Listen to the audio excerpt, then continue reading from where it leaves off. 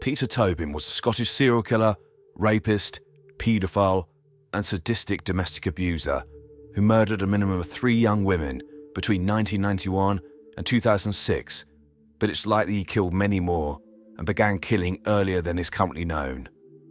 A psychopath, Tobin showed no remorse or empathy for anyone, and despite clear evidence of his guilt, never admitted his crimes and refused to give closure to the families of any of his victims. This was a man who had no redeeming qualities and was simply evil. Welcome to Evil Among Us.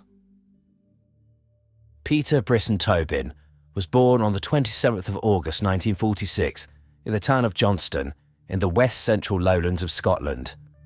The second of 8 children, Tobin began to show delinquent behaviour from a young age, with him being described as, quote, wild by one of his brothers. He showed early signs of having no regard for the welfare of others or following the rules, and was violent from a young age. By the age of 7, he was sent to a reform school which, as the name suggests, was the type of environment where these children received an education and attempts were made to reform them. In the early 1960s, Peter Tobin apparently spent time in Borstal for minor offences. As stated in a previous video, Borstals were a type of youth detention centre in the United Kingdom, which existed between the early 1900s and the 1980s, and were often horrific environments, characterised by abuse both from staff and between the boys. However, in the case of Tobin, I imagine he was the abuser, and used this environment to victimise others and indulge his sadistic tendencies. In August 1969, 22-year-old Tobin married 17-year-old Margaret Mountney after a brief relationship when they met at a club they both used to go to called the Barrowlands. Margaret was drawn to the suave and sophisticated man that Tobin projected, and he would treat her with days out and introduced her to his parents. However, this all changed when they moved into a flat together in East Glasgow. Behind closed doors, Tobin's mask evaporated, and he subjected Margaret to horrific abuse. The marriage only lasted a year, but in this time, she was repeatedly beaten and locked in the flat by her husband. Margaret was also raped at knife point by Tobin on several occasions. The most horrific incident that Margaret was subjected to began with Tobin showing annoyance about the barking of their pet puppy named Boot, which he'd bought her. Margaret later said in an interview in 2008 that she discovered Boot missing one day and went looking for him. She recounts, quote, I ran down to the yard and I said, where's Boot? And one guy said, his head's over there and his body's over there. Tobin had decapitated the puppy, apparently in order to, quote, shut it up. And, when Margaret complained, Tobin brutally beat her and then raped her whilst holding a serrated knife to her throat. He then inserted the knife inside her, causing horrific internal injuries. Blood from this act seeped through the floor and through the ceiling of the downstairs tenants, who called the police, and Margaret was taken to hospital. She spent weeks in hospital, but was too terrified of Tobin to make a complaint to the police. Tragically, the extent of her injuries was such that Tobin had robbed her of the chance of ever having children. Margaret was finally able to flee the marriage when, in 1970, Tobin was sentenced to 5 years in prison for forgery and burglary, and I've little doubt, if he had not been removed from her life, she would have been murdered. Tobin served half his sentence and was released in late 1972 or early 1973, and, within weeks, he'd met and married a 30-year-old nurse called Sylvia Jeffries in Brighton, where he relocated to. In an interview in 2008, Sylvia outlined the horror she endured at the hands of Tobin. Like his first wife, Sylvia was drawn in by the intelligent, well-spoken man that Tobin pretended to be. But, once they married, he believed he owned her and could do whatever he wanted. The pair had a pet dog, and Tobin would abuse this animal, assaulting it and swinging it around by its collar. Sylvia would also be beaten, and she remembered being threatened by Tobin whilst he was holding a knife to her neck, shouting, quote, I'm going to kill you. Tobin would strangle Sylvia during sex, and use of violence seemed to be the only way he could become aroused. The pair had a son and a daughter who unfortunately died during infancy, but it was clear that Tobin had no regard for his children, and Sylvia recalls Tobin being annoyed by the rocking of their son's crib, and her, due to pure terror, going over to the baby and saying, quote, please be quiet, you'll make him crosser. Sylvia knew she had to escape the marriage, and in 1976, after 3 years of hell, she was able to do so with the help of a women's refuge. She stated, quote, "I just literally got to carry a bag with some stuff for my child and a pushchair. That's all we had. I can't explain the fear that I had. If he'd have come back, he would have killed me." Sylvia was then helped to get a permanent restraining order, prohibiting Tobin from ever contacting her or their son ever again. Peter Tobin then appears to disappear for almost 10 years, with police being unable to find any real trace of his movements during this time, with them believing that he joined a motorcycle club called the Rising Sun, living a nomadic lifestyle across the country. However, there's potentially another reason for this, as Peter Tobin was a man who frequently changed names and vehicles in order to remain anonymous and move without detection. Tobin is believed to have used over 40 aliases throughout his life, stayed in over 20 different locations, used 40 different phone numbers, and used over 150 vehicles to travel from place to place and cover his tracks. Tobin next reappeared in 1984 when he was living in Portsmouth, Hampshire, during which time an 8-year-old girl reported that she'd been raped repeatedly by him over a number of months. The police were called, but Tobin was not prosecuted due to insufficient evidence. In 1986, Peter Tobin met 16-year-old Kathy Wilson in Brighton, and within 3 weeks, she was living with him. By this point, Tobin was 40 years old, so double Kathy's age, and it's clear that he was targeting younger women, likely for 2 reasons. As I mentioned in a previous video, I believe this was to more easily be able to control his partners due to the difference in age causing an obvious power disparity in the relationship. However, secondly, I believe it's indicative of his sexual attraction to children and young women who would become his future victims. Soon after meeting Kathy, she gave birth to her son Daniel, and in August 1989, they married and moved to a house in Robertson Avenue in the town of Bathgate, West Lothian, Scotland. Within this house, Kathy was subjected to horrific abuse. In an interview in 2022, Kathy said, quote, "Throwing his dinner at me, putting his hands around my throat became routine.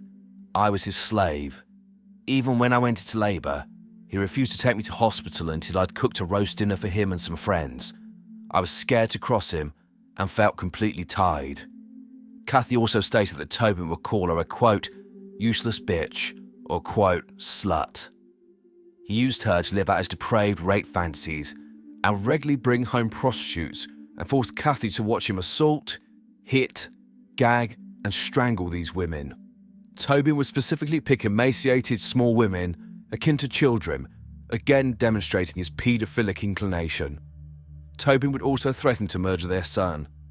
Kathy too knew she had to leave, or she would die, as she began to hide money, and in April 1990, she'd saved enough money to flee across the border into England with Daniel, eventually moving to Portsmouth, inevitably saving her life. After this, Peter Tobin began committing the murders that had been proven beyond a reasonable doubt.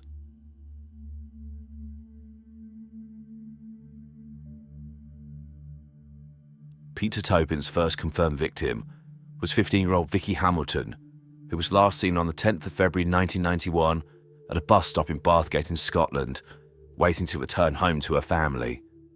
This bus stop was less than a mile away from where Tobin was living at the time.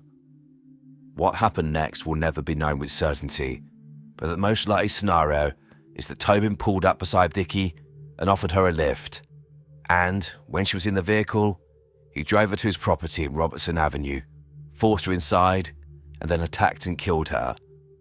Her remains were not found for almost 2 decades, so her cause of death could not be determined, but it appeared she'd been beaten, raped, and strangled to death. Tobin then hid Vicky's body, likely in an upstairs bedroom, and when he found a new property to move to, Margate, Kent, he cut Vicky's body in half and wrapped the pieces in curtain and bin bags.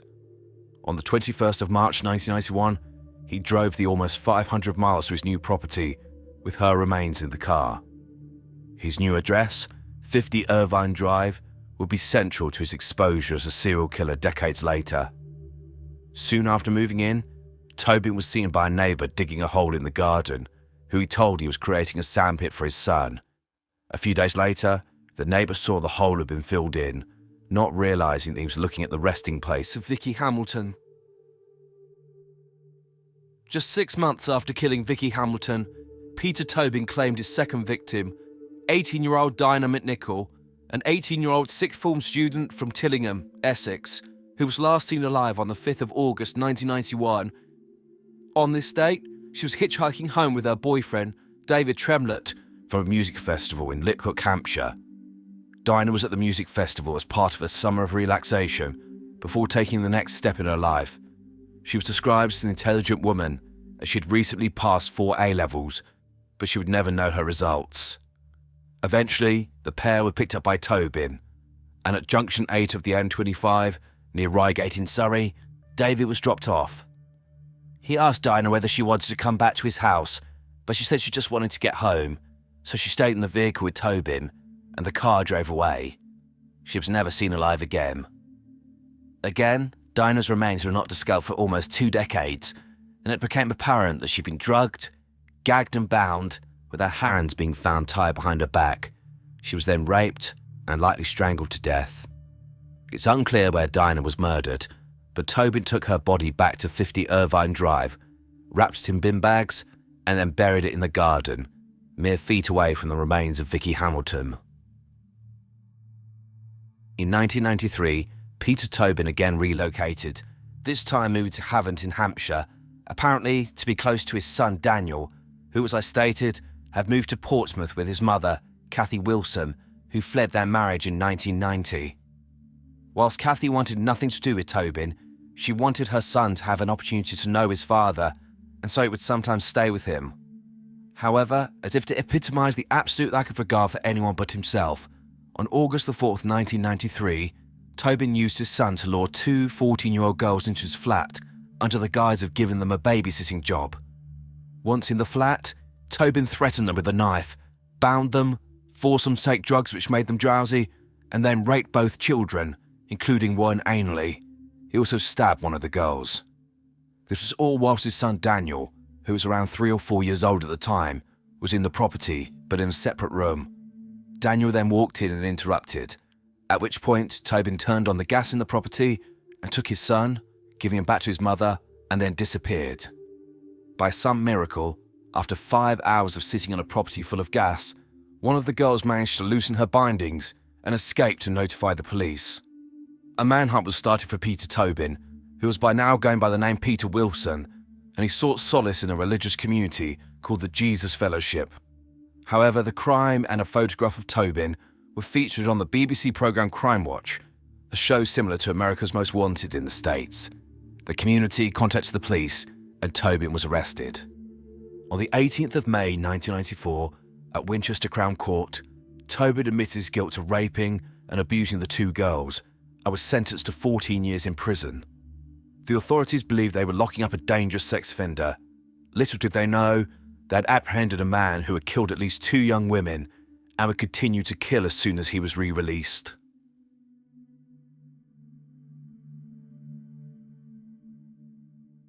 Peter Tobin was released in 2004, at age 58, and returned to Scotland, moving to the town of Paisley, close to the town where he was born. Due to the nature of his conviction, Tobin was required to check in with the police regularly, but he soon disappeared, and in November 2005, an arrest warrant was issued when he moved out of Paisley without notifying police. However, Tobin used his skills to evade capture, and, going by the name Pat McLaughlin, he actually did not go far, moving to Glasgow, approximately 12 miles away. By September 2006, Peter Tobin was working as a church handyman at St Patrick's Church in Anderston, in the centre of Glasgow, and it was here that he met his last victim. Angelika Kluk was a Polish national, at just 23 years old when she died. She was working at the church as a cleaner in order to finance her Scandinavian studies at university. She was last seen alive in the company of Peter Tobin on the 24th of September 2006. Angelika was a conscientious, polite, and reliable person, and when she did not arrive for work, the police were called.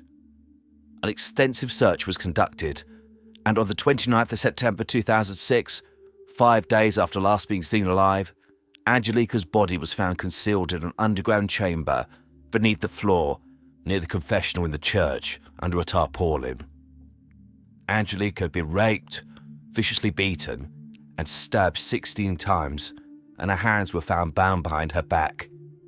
It's believed that Angelika was still alive, although likely only for a short time, when her body was placed under the floorboards, where she bled to death. Fingerprints found at the scene showed that Pat McLaughlin was in fact Peter Tobin, who by this point had escaped to London, and the nationwide manhunt was begun. On the 1st of October 2006, Tobin went to a hospital in London due to an issue with his heart and gave a false name, hoping this would throw anyone off his tracks. It did not work. He was recognised as being a wanted man from police alerts, and he was finally arrested.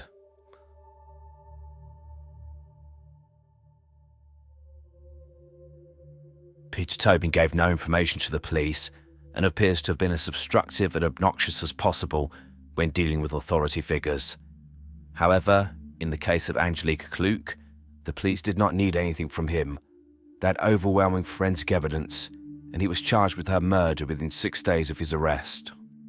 Tobin pleaded not guilty to murdering and raping Angelika, but was convicted of both charges at the High Court in Edinburgh after a 6-week trial that ran between 23rd of March and the 4th of May 2007.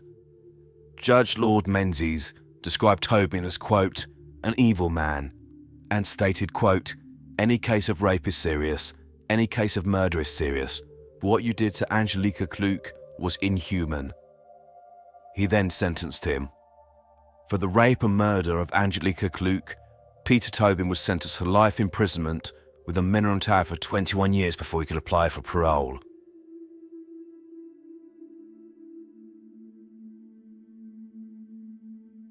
With Peter Tobin safely behind bars, the police coordinated across areas, leading to Operation Anagram being established in 2006. The purpose of this task force was to trace Tobin's movements throughout his life in order to link him to unsolved murders or eliminate him from inquiries. It's like the police, in conjunction with psychologists and psychiatrists, realised how dangerous Tobin was and that he had likely killed other women, but I think their concerns were galvanised when, in prison, he claimed to have killed 48 people. There was no evidence this is true, but it likely reinforced the police that they had no idea how many people Peter Tobin had actually killed. Their inquiries led them to search his former property in Robertson Avenue in the town of Bathgate. Within this property, the police found DNA evidence showing that Vicky Hamilton had been there. Police then searched 50 Irvine Drive in Margate and, acting on intelligence, began to dig up the garden. Finally, on the 14th of November 2007, police recovered the remains of Vicky Hamilton, and 2 days later, on the 16th of November 2007, the body of Dinah McNichol was found, enabling both women to be given a decent burial almost 20 years after they'd been murdered.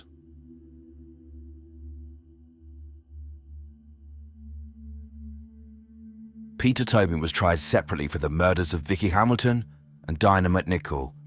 In both cases, Tobin, despite overwhelming evidence of his guilt, including his DNA being found on the wrappings on both bodies, pleaded not guilty and forced the offences to go to trial. With regards to Vicky, on the 2nd of December 2008, Tobin was found guilty of murder after trial at the High Court in Dundee. The judge stated, quote, "You stand convicted of the truly evil abduction and murder of a vulnerable young girl in 1991, and thereafter of attempting to defeat the ends of justice in various ways over an extended period. Yet again, you have shown yourself to be unfit to live in a decent society. It's hard for me to convey the loathing and revulsion that ordinary people will feel for what you have done.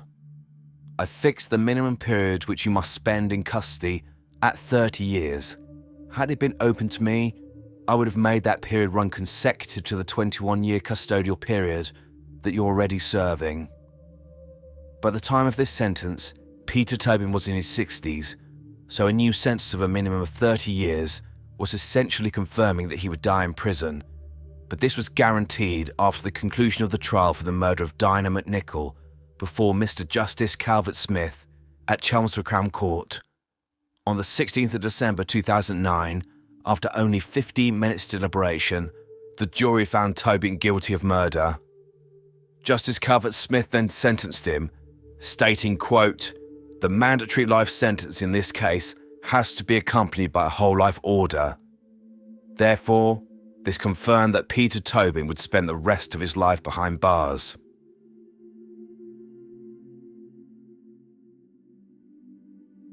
Peter Tobin was sent to HMP Edinburgh and received some retribution for his crimes, including on the 1st of July 2015 when he was attacked with a razor blade whilst he was asleep, which resulted in a 20cm long scar running down his face and neck. By October 2022, Peter Tobin was in ill health, suffering from cancer, and was transferred to the Edinburgh Royal Infirmary. I wouldn't normally post a picture of someone so vulnerable in the hospital, but here is an image of Tobin, chained to the bed, alone, dying. The police made one final plea to Tobin to reveal the details of other murders he committed, but he remained silent. And on the 8th of October 2022, at the age of 76, Peter Tobin died in hospital. No one came forward to claim his body, so he was cremated and his ashes scattered at sea.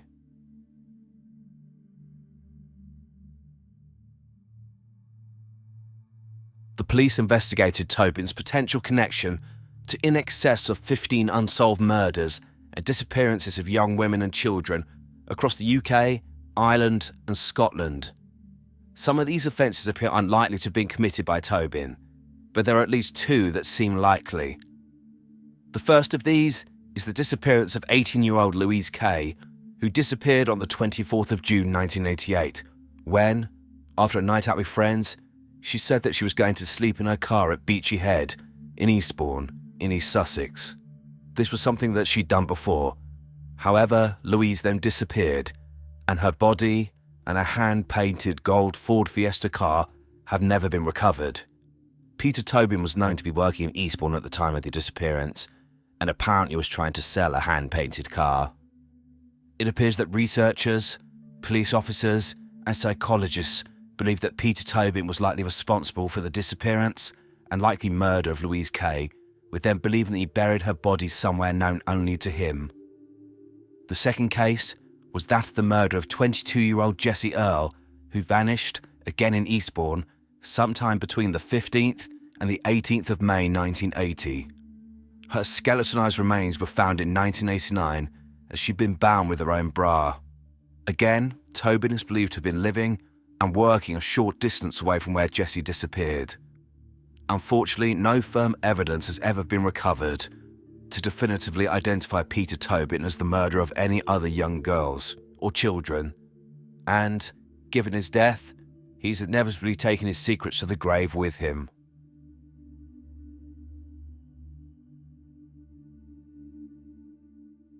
Before speaking about Peter Tobin, I want to play a very short clip for you. I'll explain why in a moment.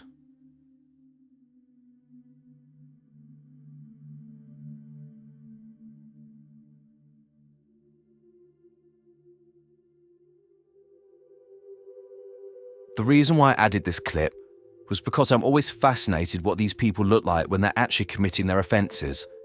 I sometimes find it difficult to reconcile the outwardly calm person who appears in court and the monster their poor victims must have experienced in their last moments alive.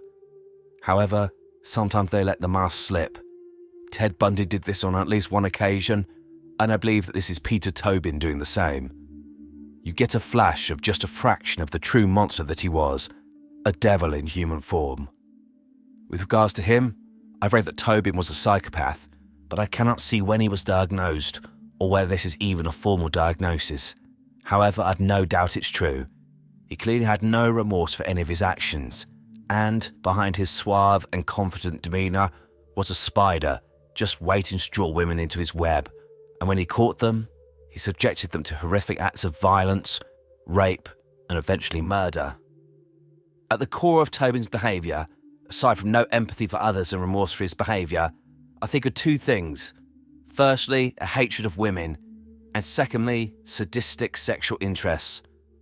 I think the best example of this is actually his behaviour towards his partners. As I've stated in previous videos, the most common profile of domestic abuse perpetrators are those who seek to control in order to ensure they're not abandoned. However, Peter Tobin is different, and, in my opinion, represents the most dangerous type of domestic abuser, which, given how insidious and often fatal it is really saying something. What I mean by this is that it's clear that Tobin was a nomad. He seemed quite content to move around the country, uprooting his life frequently, and, from what I can see, had no real social connection or friends. So this indicates that Tobin abusing his partners was not about trying to stop a partner from leaving him. He didn't care about this. I think it was just about torturing women. The abuse that he subjects his partners to, I can only conclude came from a deep hatred of females. But where this came from and why, I can't say. It's clear that the violence used by Tobin sexually excited him, with one of his wives indicating this was the only way he could get aroused. So I have no doubt that raping women was his fixation, with their terror and cries likely heightening his sense of gratification. This man was a monster, an inhuman specimen who took so much and gave nothing during his miserable existence. I have no doubt that Peter Tobin killed far more people than we will ever know, as I find it inconceivable that a man with his proclivity to violence would suddenly start killing at the age of 44 and kill 2 women within 6 months of each other, having never done this before. I doubt, as Tobin claimed, he killed over 40 people. I think this was just a narcissistic boast from a pathetic little man, but I wouldn't be surprised if the true number, although we'll never know, is above 10. Just after midnight on Friday, March the 13th, 2009, a 999 call was received reporting a man had collapsed at a property at 14 Arthur Street in the town of Chiltern in County Durham in the UK. When paramedics attended, they found 35-year-old Andrew Gardner, a vulnerable man due to underlying cognitive issues, dead in the living room. The paramedics were told that Andrew had been assaulted in a bar fight, had come home and collapsed, but the police were quickly called, but it was noted that Andrew was malnourished and his body was covered with new and old injuries. Andrew had been the victim of domestic abuse for years, and his last few weeks alive had been a living nightmare, during which time he'd been tortured, including being burned, starved, beaten, as well as having noughts and crosses carved into his body, using him as some sort of human game board. 3 people were responsible: 24-year-old Simon Nichols, 44-year-old Stephen Martin, and the ringleader, 28-year-old Claire Nichols, a sadistic, psychopathic manipulator who not only inflicted horrific injuries on Andrew, but did this in front of her young children, and sickeningly, even encouraged them to participate. Welcome to Evil Among Us. Andrew Gardner was born in around 1974 in the town of Gateshead in Tyne and Wear in northeast England to Ken and Jean Gardner. He had significant learning disabilities, which were diagnosed when he was a child. Andrew had a close relationship with his 2 brothers and his parents, and they were a very tight family. There's no indication that Andrew was ever subject to or experienced violence or abuse in the home. In fact, his childhood was very loving. However, in school, he was the subject of bullying, with his peers taking advantage of him due to his naivety and kind nature. But, despite his own experiences of abuse, Andrew was described as a loving, polite and quiet young man who was never violent and who would try to diffuse situations if he could. He had a kind heart, but unfortunately was always a target of those looking to exploit him. In 2005, at the age of 31, Andrew met 23-year-old Claire Nichols, a single mother with 3 children, who had a history of violence towards intimate partners and an evident history of sadistic behaviour. Unfortunately, this meeting would end in Andrew's death just 4 years later.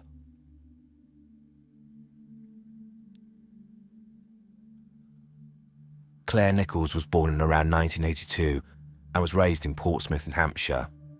Given that 2 of the perpetrators in this case have the same surname, I'll refer to her by her first name moving forward.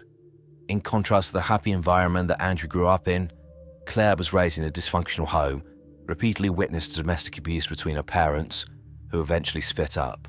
Claire left the family home when she was 15 years old, and 3 years later, in around the year 2000, she began a relationship with a man called John Peterson.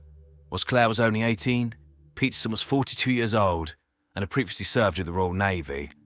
Peterson would later testify in court about Claire, calling her a, quote, she-devil, and saying, quote, she beat and battered me all the years I was with her, 4 or 5 times a week. She was horrible, a control freak who would flip all the time. She'd throw her shoes, punch me, have a go, and verbally abuse me for the least thing. If I went to the shops without her, she'd attack me. If I went to do the gardening, she'd do the same. I still have nightmares. However, this is where the story begins to get complicated, as it's important to point out that John Peterson was a convicted paedophile. Claire was fully aware of this, and not only stayed with him, but the pair had 3 children, 2 girls and a boy. Social services became involved, and basically told Claire that she either needed to leave Peterson or lose the children. Rather than safeguarding her own children and doing what social services stated, she fled north, moving away to Newcastle, but taking Peterson with her. The pair finally separated in 2003, and Peterson only saw Claire after this when she broke into his property with her new partner, Stephen Martin. Again, the story gets a bit complicated when it's pointed out that Martin had been the long-term partner of Claire's mother for around 7 years before they got together. So he basically moved from mother to daughter. The relationship between Claire and Steve Martin was on and off for around 6 years, with the pair regularly having sex, even if both were in relationships. Later, at court, Martin was found to have an IQ of 59, putting him in the lowest 1% of the population in terms of intelligence. It does appear that he was physically abused by Claire, but his main role was to case to every command. If Claire needed something, she would snap her fingers and he would come running. In 2005, during an apparent break in her relationship with Martin, Claire Nichols met Andrew Gardner. Apparently it had occurred when he was signing up for a learning disability course at the job centre. I want to break here to point out a few things. 3 things specifically. Firstly, it's clear that Claire was a violent, controlling monster in relationships, likely replicated the behaviour she herself had seen as a child. Secondly, is her complete disregard for the welfare of anyone but herself. She allowed her children to be around a sex offender, knowing full well about John Peterson's history. I don't know what previous offences Peterson committed, but in October 2021, he was jailed for 10 years for a historic sex offence where he raped a 5-year-old girl. So he was a dangerous predator who posed a risk to female children, yet Claire had children with him and allowed them, including 2 girls, to be around him. And instead of taking the advice of social services, ran off, taking her children and the paedophile with her. Clearly no one else mattered but Claire. She did not care what her children were exposed to. I was willing to place them at risk. Which brings me on to the third point, the reason why she did this. I think that she stayed with Peterson because he was someone she felt she could easily control. He was a paedophile, likely vilified by everyone who knew him, and likely alone. Someone, she believed, if he reported anything, would not be believed, or potentially others would think he deserved it. She had leverage over him. If he displeased her, she could very easily disclose his offending to anyone she wanted, making his life hell. This fits within a pattern of targeting and beginning relationships with men who were vulnerable or had some other issue which she believed she could exploit. With Steve Martin, he had an extremely low IQ and was basically her lapdog. And then she met Andrew Gardner, who, as I said, she apparently met when he was signing up for a course where people with learning disabilities at the job centre. I can't help but draw the conclusion that Claire approached him and saw him as someone she could control and begin a relationship with for that purpose. Unfortunately, Andrew had no idea about Claire's background and walked into the spider's web.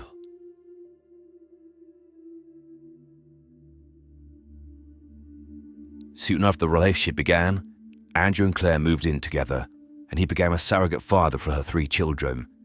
Also living in the property was Claire's younger brother Simon, who was later around 19 or 20 years old when the relationship began in 2005. Simon was again a man of low intelligence, just the sort of person that Claire felt she could dominate, and therefore was useful to her. Within the family home, Claire was a monster, fully in charge. She would exert control anywhere she wanted and punish any dissent swiftly and forcefully. With her brother Simon, she would beat him if he didn't do household tasks to her satisfaction. However, the main abuse was reserved for Andrew. He was frequently beaten, and this carried on when Claire became pregnant with his child in around 2007. Andrew would be punched repeatedly if he tried to get anything to eat, with him needing to ask permission to eat the food in his own home. He was often starving, as Claire would sometimes forbid him from eating any meals for days, and he had to resort to taking food when she wasn't looking. She would then accuse him of, quote, stealing. Again, this is the food in his own home, and then he would be beaten. Claire went as far as ripping the pockets out of Andrew's trousers so he could not conceal food from her. The last time that Ken and Jean Gardner, Andrew's parents, physically saw their son was in 2006 when he turned up at their door looking malnourished and distressed. He was no longer the happy man they remembered. He'd been beaten down and his spirit was broken. Despite trying to contact him over the years, they had no luck, and this was all due to Claire. She forbid Andrew from contacting his parents. In around 2008, Claire gave birth to a daughter. Andrew's first child, her fourth, and he was forbidden from taking this child to see his parents. In fact, it was not until after his death that Ken or Jean even knew they were grandparents. In July 2008, Claire, her brother Simon, Andrew, and the 4 children moved into 14 Arthur Street in the town of Tobin. It's here that Andrew would suffer a horrifying death less than a year later.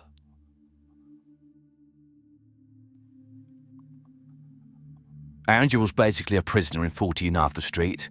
He was prohibited by Claire from leaving the house without permission, and it got to the point where the neighbours had no idea that Andrew was living in the property, as they rarely even saw him.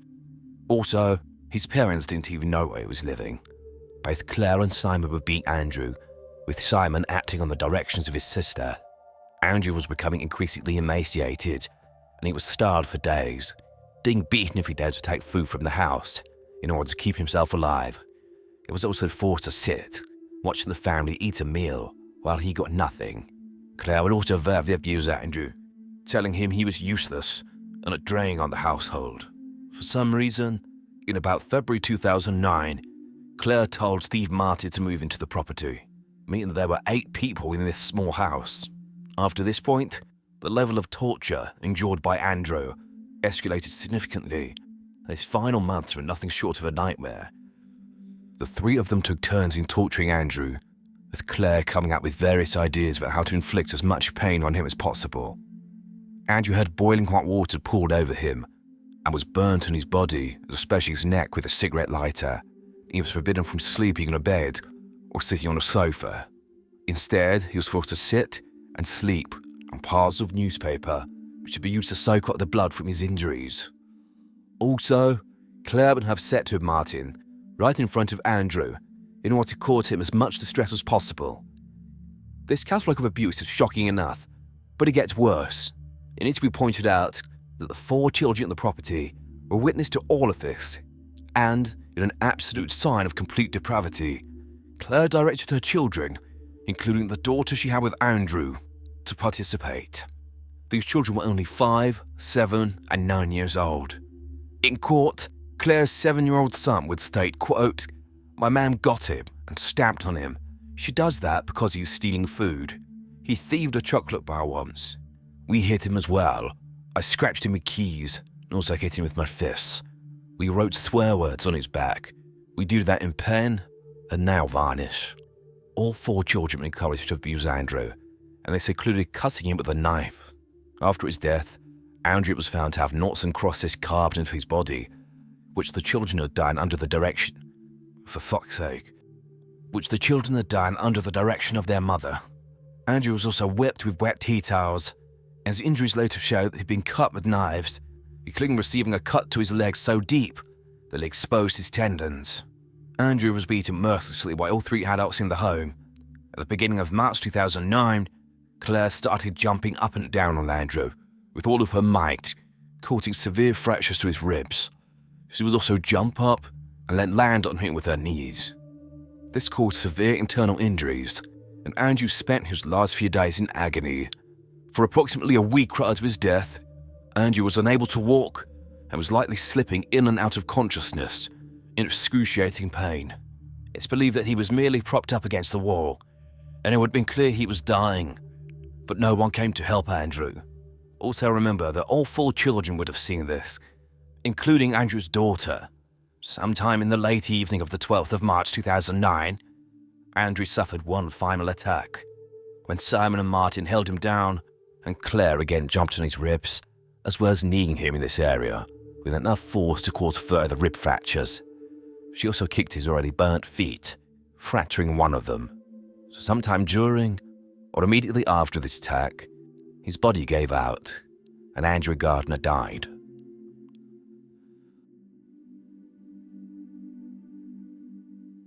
Paramedics who attended the scene on the 13th of March 2009 did not believe a word of what was said to them.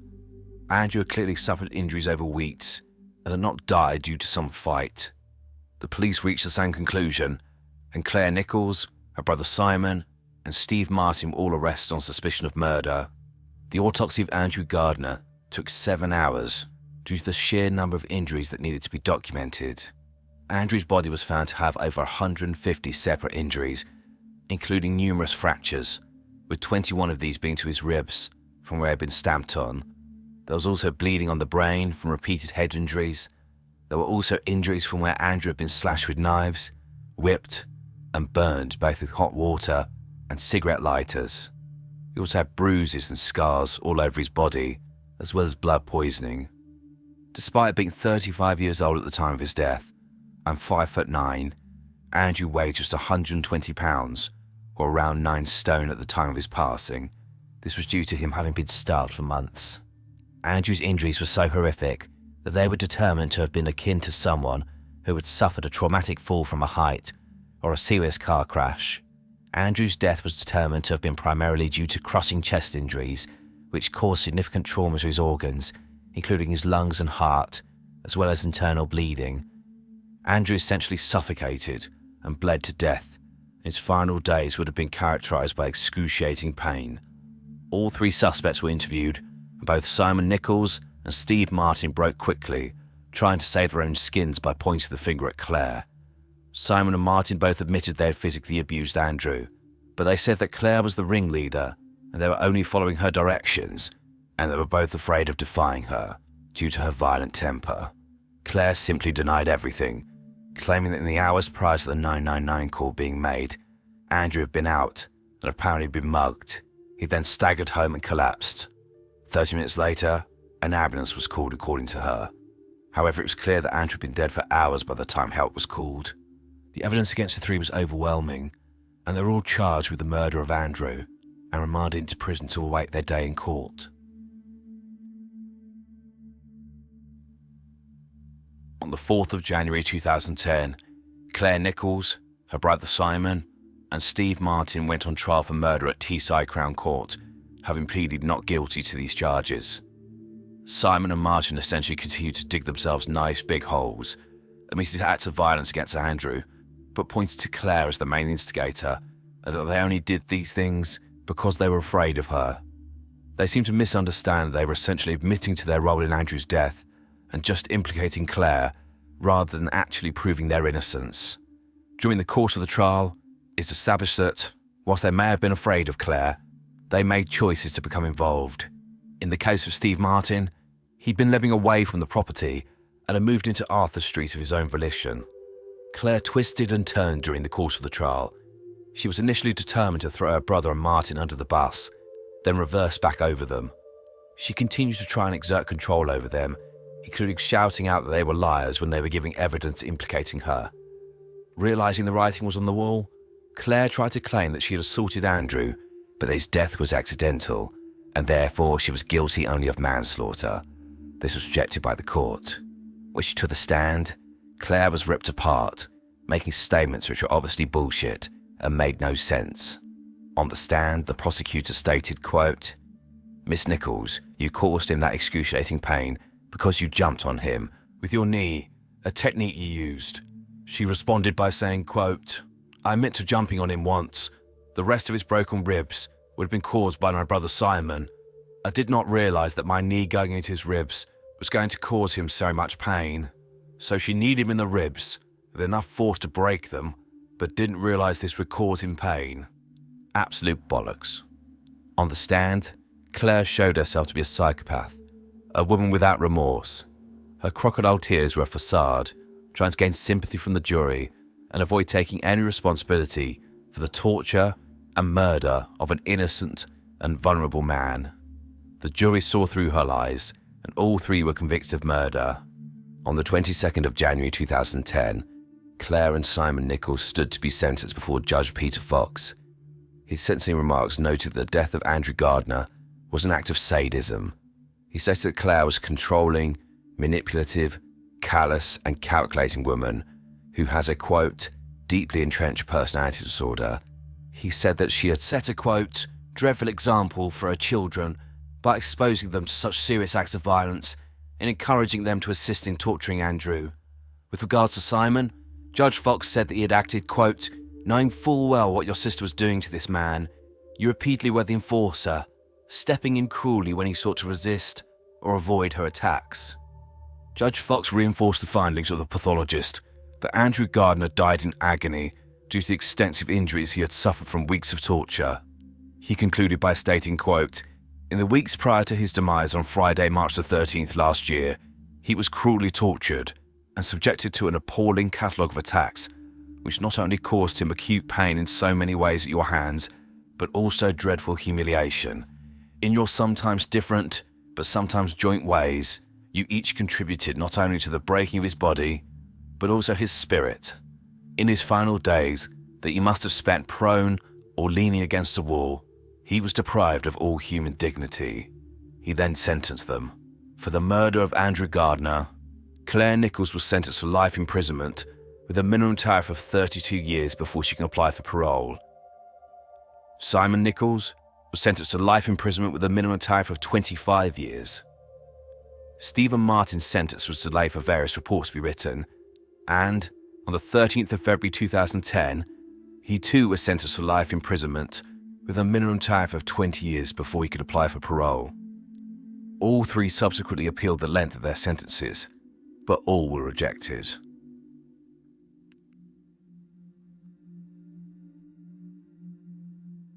This case just has layers of horror.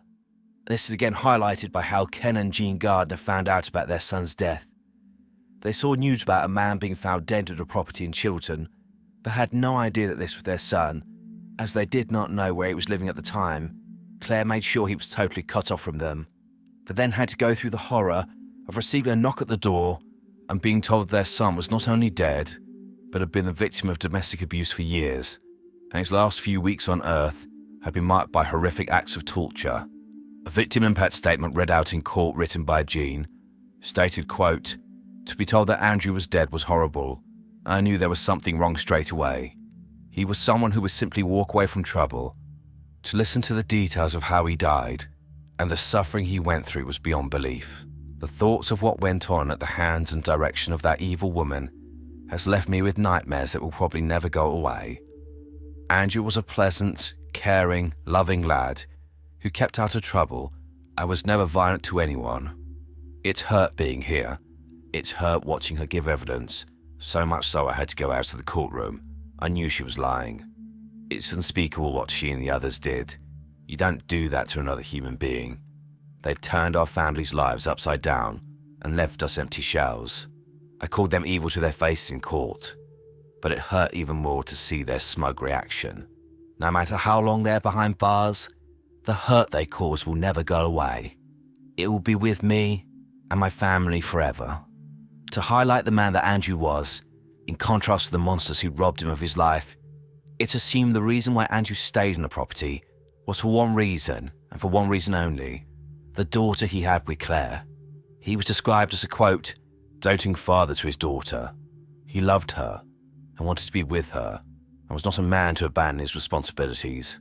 His family believe, and I think this is true, that Andrew was unwilling to abandon his daughter, to leave her in the care of a woman as evil as Claire, and so he stayed, with him hoping, probably, that he could protect her from her sadistic mother. Unfortunately, this would cost him his life. It upsets me when people make comments saying, why did they not just leave, or why did they not see the red flags? I realise now I shouldn't be annoyed or upset. People don't necessarily understand domestic abuse and how insidious it is. Leaving is not that easy. Do you not think that someone whose whole purpose is to control their partner has not worked to cut every avenue of escape? When people say, why did she not leave him, or why did he not leave her, this suggests this person is the one making choices in a relationship, and this is missing the whole point. They've often been robbed of this choice, often because they're scared of what might happen to them, which is a well-founded concern, as in the UK, 2 women a week are murdered by their partners or former partners. So please, think what you write. Domestic abuse is much more complicated than you probably realise. I think this is important to point out because of Andrew. He was clearly isolated, alone with no money, and basically confined to the house. He had no means of escape. And this should be the focus. The fact that this poor man spent his final weeks being abused and tortured, and that he died alone, with this being the only escape from the horror he endured. I hope he's at peace.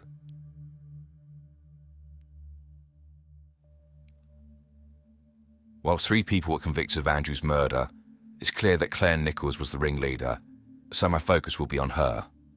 This woman is truly evil, a psychopathic sadist who clearly has no remorse or empathy or interest in anyone but herself. It's clear she's a woman who saw people in her life as a means to an end, things to be manipulated, used and abused. I don't have enough information about Claire's past to identify when or how she became this type of monster. But, like other people I've covered, like Catherine Knight, I think she despised men, saw them as beneath her, and therefore she was able to justify treating them in any way she wanted. She was also an utter coward, targeting the most vulnerable men she could find to do her bidding and to control, knowing that these individuals likely had significant difficulties in understanding the danger they were in and potentially did not have the ability to reach out for help or formulate a plan to escape. I have a particular disdain of people who target the vulnerable, for reasons that I'll probably get into at some point in the future. But basically, adults who I've met with learning disabilities have often been some of the purest, least pretentious people I've ever met. They're some of the most caring and kindest people. They see the world in such a different way, a way I would like to see it. It's a place of happiness and hope. So when these people are targeted, I feel truly sickened, as they often have no defence against the predators of this world, and their pure spirit and their personality, which more people should have, is destroyed. Andrew Garden was someone like this. Everything I've read about him says that he was a lovely man, someone who's honest, caring, trustworthy, and devoted to those he loved. He loved his daughter, and stayed and suffered the abuse, likely so that he could be near her, and try to protect her. He wanted to bring happiness into the world, and he was targeted, abused, and murdered by a woman so weak that she needed to manipulate and control vulnerable men in her life in order to feel a sense of control. The part of this case which really, really gets to me, and which I think shows the utter depravity of Claire Nichols, is the issue of her children. As I already said earlier, she allowed them to be around a convicted paedophile, showing no regard for the potential harm this person could have caused them. But, worse still, she exposed them to horrific acts of violence towards Andrew, and even got them to be involved in his behaviour. None of these children were over the age of 10 years old, but her poisonous parenting meant that she made them believe that torturing someone was okay. However, I don't think she thought about this too much. She didn't give a shit about the lifelong trauma these children would have to deal with. Her only focus was on getting others to do her bidding. Also, Claire would have known as part of the trial prep that her 7-year-old son was going to be forced to testify, not only having to relive the horror that he'd seen in his home, but also having to admit that he had been involved in the abuse of Andrew. This would have no doubt re-traumatised his child, but Claire did not care. She was willing to throw anyone under the bus to save her own skin. As I've said repeatedly in my videos, the one constant is the link between childhood experiences and future criminal behaviour. In the case of Claire, all she taught her children was that violence and manipulation was acceptable, that people who you claim to love are allowed to be hurt, tortured, or even killed.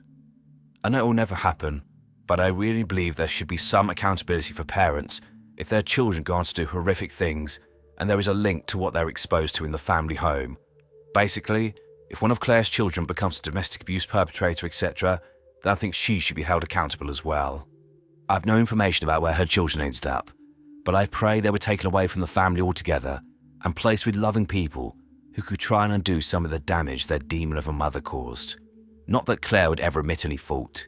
She's a pathetic creature who, in my opinion, and this may be a little strong, should never have been a mother, and who should spend the rest of her life behind bars for the horrific torture and murder of Andrew.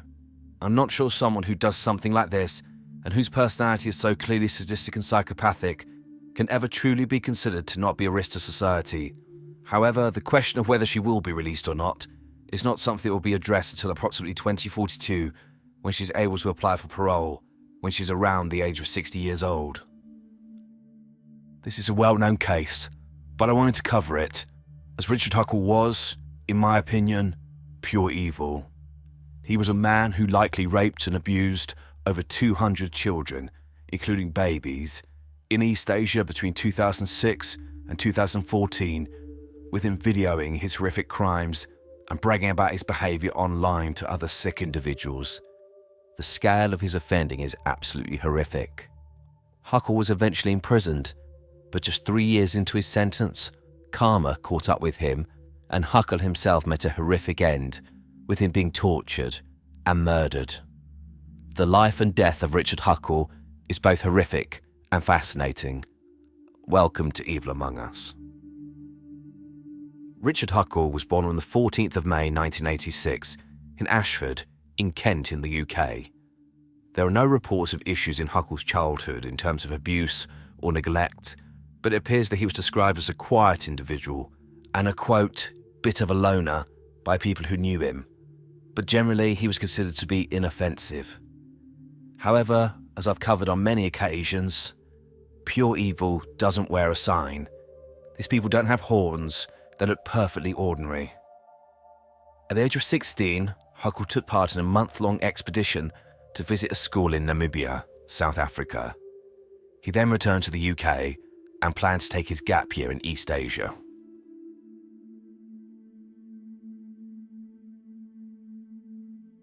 Huckle's first confirmed offences occurred during his gap year between 2005 and 2006, when he would have been between 19 and 20 years old. During this time, he travelled to East Asia and volunteered as a helper at orphanages and schools. In March 2006, Huckle kidnapped and raped 2 sisters, aged 4 and 6, while he was in Cambodia. Later that same year, Huckle moved to Malaysia and raped at least 1 child, a 5-year-old girl, and this was a victim that he'd repeatedly target for the next 7 years until she was 12 years old. Huckle returned to Malaysia in 2007 and raped a 3-year-old girl. He again repeatedly victimised this child over the years until she was 10 years old.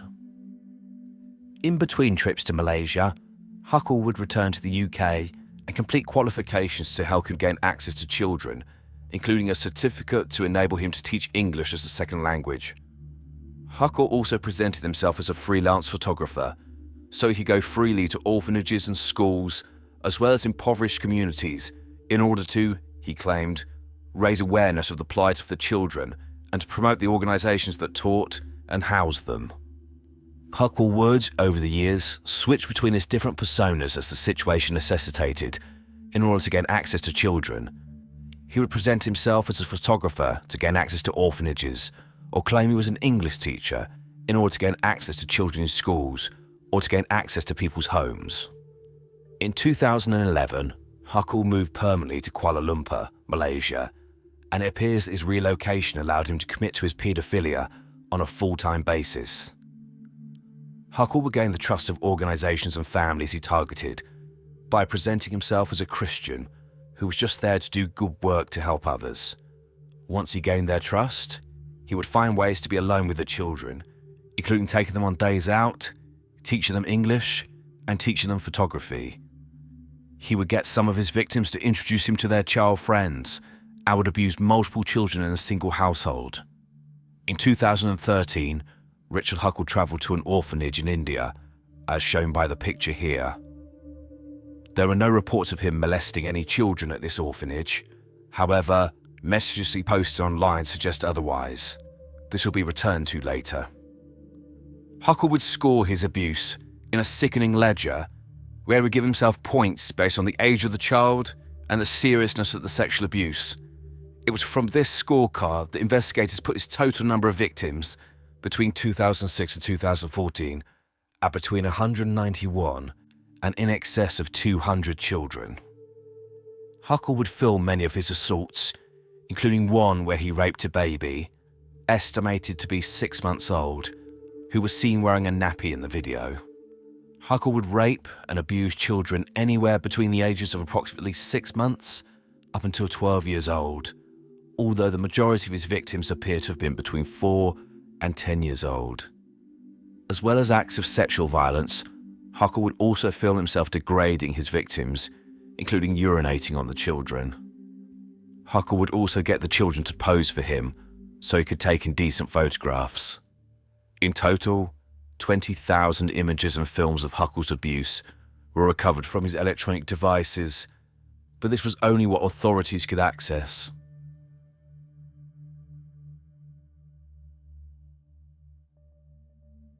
The pure evil of Richard Huckle is shown by his online activity, where he would share pictures and videos of his crimes, brag about his abuse of very small children, encourage others to rape children and teach them how to do this, as well as talk about his plans for the future.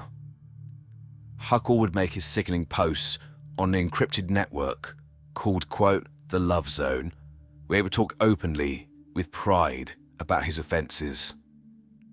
I'm going to go into a lot of detail about the messages he uploaded, so please be warned. This isn't a shock, this is just to illustrate how horrific this man's crimes were.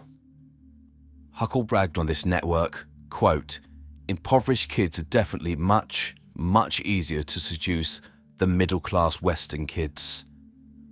Huckle wrote that he had, quote, fallen in love with South Asia, and wrote, quote, I've gotten particularly close with one family, whom I've known about 6 years.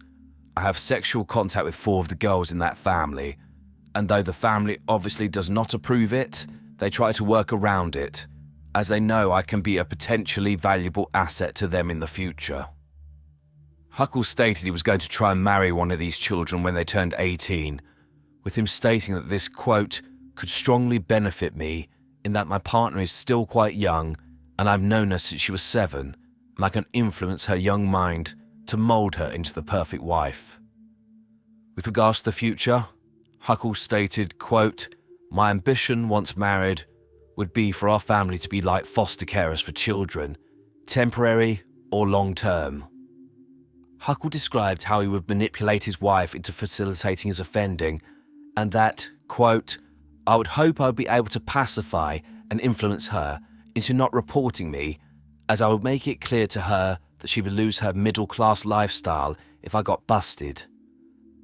He also said, quote, it's quite amazing to have stuck with the same child lover for so long, and I hope from the images you've seen, enjoyed watching her grow. It's not often in child porn you get to compare the bodies of a 5-year-old and a 12-year-old that are the same girl. I'm sure I'll have plenty more sex with her in the future. This appears to relate to the victim they abused for 7 years, starting in 2006.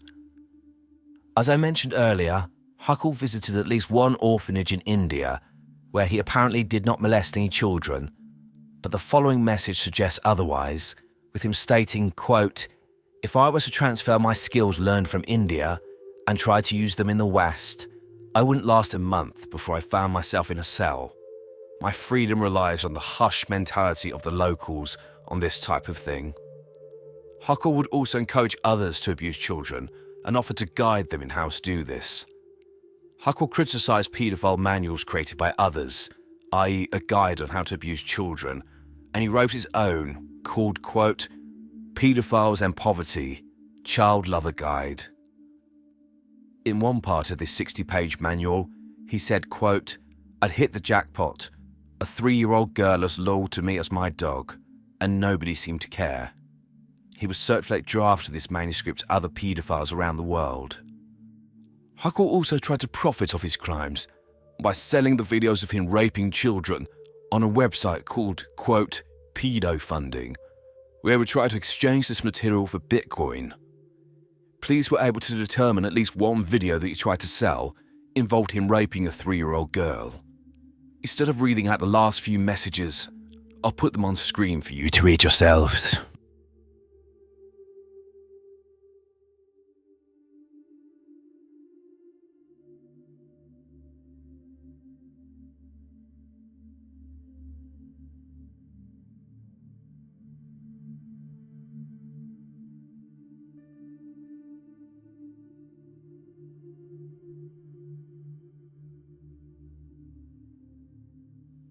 Whilst Huckle was eventually arrested by officers from the British National Crime Agency, it was the diligent work of the Australian Federal Police which eventually led to his downfall. In June 2014, officers from the Australian force Argos were tasked with stopping so-called, quote, paedophilia tourism, and had uncovered an intrinsic world where Western paedophiles could help each other identify children to abuse and how to achieve this. By this time, the task force had honed in on an Australian care worker called Shannon McCool, who they believed was a key player in the love zone, acting as a site operator. When they arrested him, McCool was actually signed into the network, and officers jumped at this opportunity and took on his identity to infiltrate this group. This enabled them to gather evidence against approximately 1,000 paedophiles across the world, with them providing intelligence to the various local law enforcement agencies, and this included passing information about Richard Huckle to the British National Crime Agency.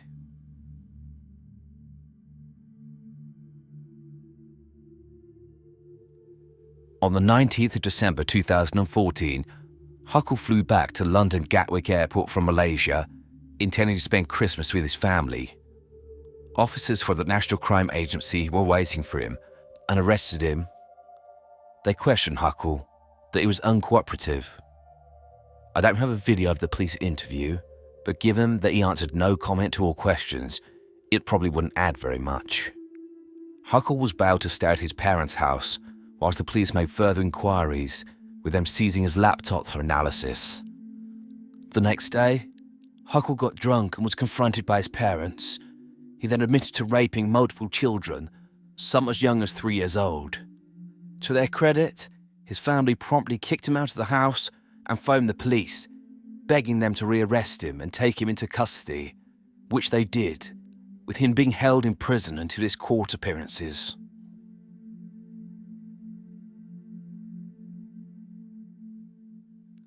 The investigation into Richard Huckle was extensive, with officers having to watch and categorise all of the material on his computer. However, they were only able to access parts of Huckle's laptop, with him refusing to give them encryption information, which would enable them to lay bare his horrific crimes in their totality. Eventually, Huckle was charged with offences against 29 children, which was based on the offences which he had photographed or videoed.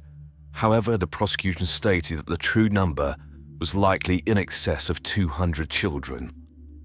In January 2016, Huckle pleaded not guilty to all offences, and his trial was set for April 2016. However, Huckle stated that he would plead guilty, but only if he was able to watch the material on his computer. I cannot see that this request was granted by the courts.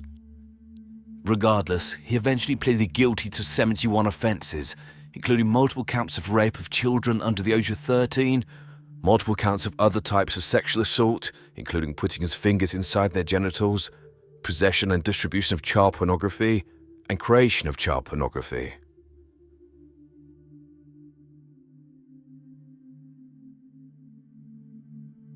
Richard Huckle's sentence was set to occur between the 1st of June 2016 until the 3rd of June 2016 at the Old Bailey in London, with the court needing almost 2 days simply to go through all of the offences he committed.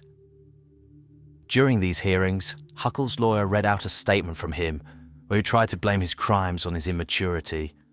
The statement read, quote, "I really understand and acknowledge the true scale of damage it caused to the Malaysian community. I had hoped to escape this mundane life of solitude in the UK, yet was overwhelmed by the attention I received in Malaysia. I completely misjudged the affections I received from these children. My low self-esteem and lack of confidence with women was no excuse for me to use these children as an outlet. I am open and eager to rehabilitate from this offending behaviour. I don't want to become a martyr to sex tourism in Malaysia. This was all my doing as a consequence of my immaturity, and I'm truly remorseful." Huckle had both a report from a psychiatrist and a pre-sentence report from probation, and both indicated that Huckle minimised his offending and blamed his actions on external factors.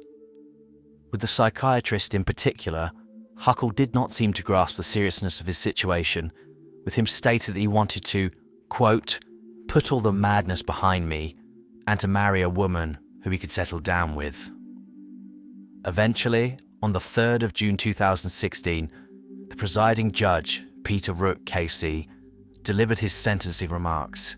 He stated, quote, relentlessly you preyed upon the very young, prepubescent, vulnerable children from a minority ethnic community into which you ingratiated yourself. This was a prolonged campaign of rape of the children from a small community.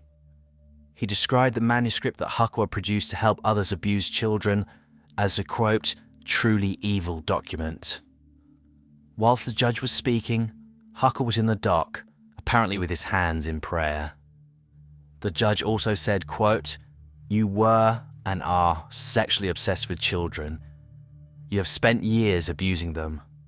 In one of your postings, you've stated that you have become consumed by your paedophilia. It's clear from your postings on hidden encrypted paedophile websites on the dark web, and from the manual you're in the process of drafting, that your life revolved around your obsession with your own sexual gratification by child sex abuse. It's also clear that, had you not been arrested, you plan to continue the same lifestyle using the expertise that you are keen to show off to and share with other abusers, so as to continue your sexual exploitation of the children of such communities. You even spoke of embarking on a sham marriage to give you access to foster children. The judge then sentenced him. Richard Huckle was sentenced to life imprisonment with a minimum tariff of 23 years before he could apply for parole. The sentence was considered unduly lenient by many, with many questioning why Huckle was not being sent to prison for the rest of his life. However, little did everyone know, he actually was.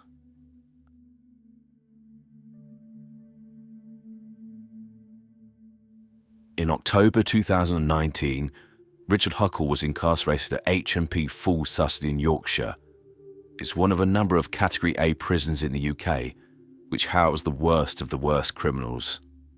Former residents include Dale Cregan, a gangster from Manchester who killed 4 people, including 2 police officers in 2012, and the Muswell Hill murderer, Dennis Nielsen, who killed and dismembered between 12 and 15 men in his flat in London in the late 70s and early 80s.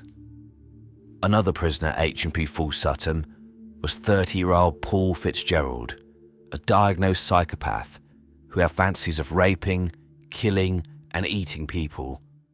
He had a history of violence and sexual offending. This included indecent assaults against girls in 2004 and 2006 when he was 13 and 15 years old. In 2008, he was convicted of ABH, as well as trying to commit a sexual offence. In 2016, when aged 25, he took a female prison officer hostage and threatened to stab her. Intelligence within the prison indicated that Fitzgerald would frequently walk around with a, quote, murder bag, which he would use to commit assaults.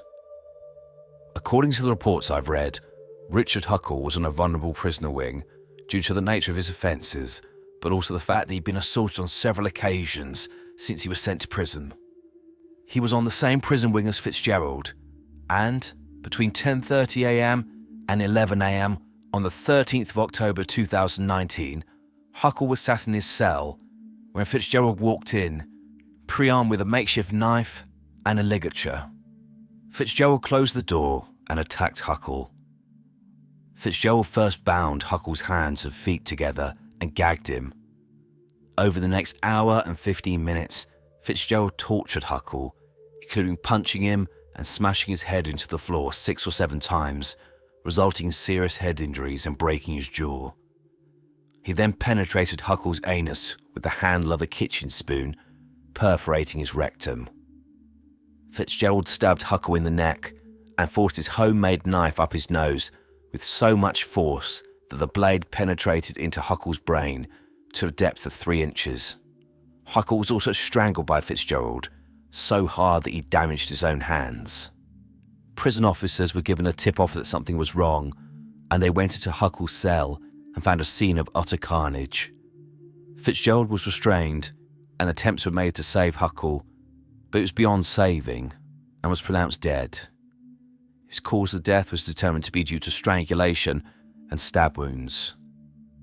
Later, Fitzgerald stated he intended to eat parts of Huckle's body and was planning on killing other prisoners, but, quote, got carried away by how much fun I was having doing what I was doing to him, so he did not have time to carry out his plans before he was discovered.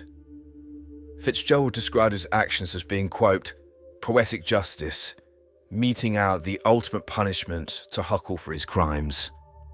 Fitzgerald didn't show any remorse. He seemed to revel in his notoriety. He eventually got sent to court and was sentenced to life imprisonment with a minimum term of 34 years before he was eligible for parole.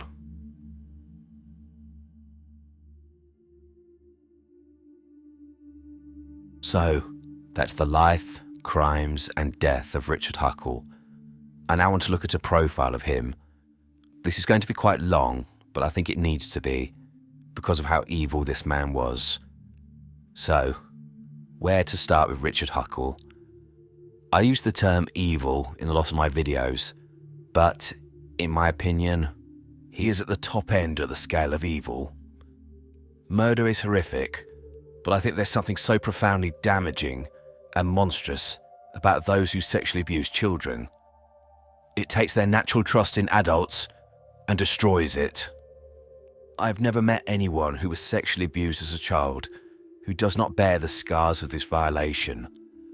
These people often have low or even no self-esteem, PTSD and other mental health issues, issues with alcohol and drugs, significant problems in their intimate relationships, including difficulties with intimacy, and commonly going from abusive relationship to abusive relationship with them believing that's all they deserve. This type of abuse destroys lives, and, given the nature of the victim in the case of Huckle, it could lead to 50, 60, 70 years of suffering. This is what Richard Huckle created for each and every one of the children, all to get his sick kicks and to gain the approval of other deviant predators he was connected to online. In terms of a little bit of a template, child sex offenders often have difficulties with their social skills, which means they struggle to form connections with people their own age, including intimate partnerships with adult women. They target children because the power disparity makes them feel better about their pathetic lives. Unfortunately, so-called sex tourists travel to impoverished areas and abuse the children, knowing that there are almost no safeguards or measures in place to protect them, and they can basically have an endless supply of victims. I think that Huckle likely began viewing child pornography at a very young age, and when he went to Namibia as a teenager, a country where almost half of the population live in poverty, he saw how easily he could gain access to children in disadvantaged areas, and then he likely came back to the UK and fantasized about how easily he could rape children in these places, and looked for opportunities overseas to do this. It's clear that Huckle was proud of his behaviour and wanted to guide others, and he made a name for himself amongst those who victimised and abused children. These are the worst types of people in the world, but to Huckle, they were his acolytes, the people who give him praise and a sense of belonging, again in contrast to his sad, pathetic existence. The many, many children he abused were solely for him to gain sexual gratification, a sense of power and control and fame and fawning from his paedophile network. He didn't care about the lifelong wounds that he caused these children. I've not read about the physical injuries he must have caused to these children, but the pain they were subjected to, especially the very young children and babies, is something I can't get my head around. However, I think this was part of the point, and that Huckle was a sadist. It was noted in court documents that the distress of the victims was obvious in the videos. I think Huckle enjoyed causing pain to these children, destroying their tiny bodies. He also urinated on them, an act of complete degradation. Many of these children clearly had nothing, hence why they were living in orphanages, but they at least had their innocence, and Huckle robbed them of this. Richard Huckle was a remorseless, sick, twisted individual. He pleaded guilty but wanted it on his terms, including watching the videos he made again, clearly trying to get his sick kicks in one last time before he was sent to prison forever. The thing that really makes me angry is his pathetic statements of remorse given in court. It's victim blaming 101, blaming his immaturity and the attention of the children that he abused for his actions. So basically saying, these children were flirting with me or even spoke to me, so how was I supposed to know they didn't want to have sex with me? I would have been curious to hear Huckle's explanation as to what signals or attention he got from a 3-year-old child or a 6-month-old baby, which made him think they wanted to have sex with him. Absolute bullshit. No remorse, just a callous, evil, psychopathic excuse for a man. And as for holding his hands in prayer whilst he was sentenced, how about praying for the lives you destroyed? I have covered and will cover some pretty evil people, but I'm not sure anything is going to top Richard Huckle. I, for one, don't shed a tear that he's now dead. Elliot Rodger was an American spree killer who, on May the 23rd, 2014, at age 22, ended the lives of 6 innocent people in Isla Vista, California. His rationale for doing this? Simply put, he was punishing society because no girls would sleep with him.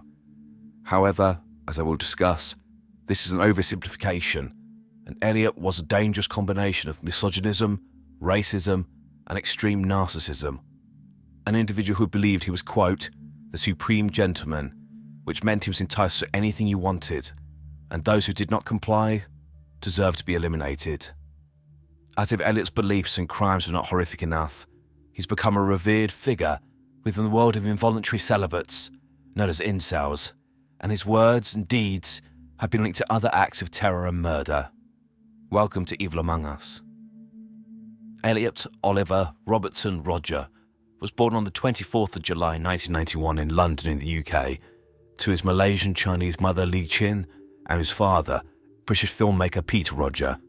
I tend to refer to the subjects of my videos by their last names, but as his first and last names could both be first names, I'm just going to refer to him as Elliot, otherwise it may cause confusion, mainly to myself. Whilst there's plenty of information about Elliot's upbringing from official sources, the intricacies of his life, including his perception of his situations and people, is contained within his manifesto/autobiography, which he completed just prior to his death. This 137-page diatribe, entitled, quote, My Twisted World, is a fascinating and yet horrifying piece of prose, filled with hate, self-delusion, perceived persecution, and self-entitlement. It's a chilling document when you consider that it's basically the rambling self-delusion of a murderer who, by the time of writing it, had already decided to execute members of society because he could not get what he wanted. It begins with the following paragraph, quote, Humanity. All of my suffering on this world has been at the hands of humanity, particularly women. It has made me realize just how brutal and twisted humanity is as a species. All I ever wanted was to fit in and live a happy life amongst humanity, but I was cast out and rejected, forced to endure an existence of loneliness and insignificance, all because the females of the human species were incapable of seeing the value of me. This is the story of how I, Elliot Rodger, came to be. This is the story of my entire life. It is a dark story of sadness, anger, and hatred. It's a story of war against cruel injustice. In this magnificent story, I'll disclose every single detail about my life, every single significant experience that I pull from my superior memory, as well as how these experiences have shaped my views of the world. This tragedy did not just happen. I didn't want things to turn out this way, but humanity forced my hand, and this story will explain why. My life did start out dark and twisted. I started out as a happy and blissful child, living my life to the fullest in a world I thought was good and pure.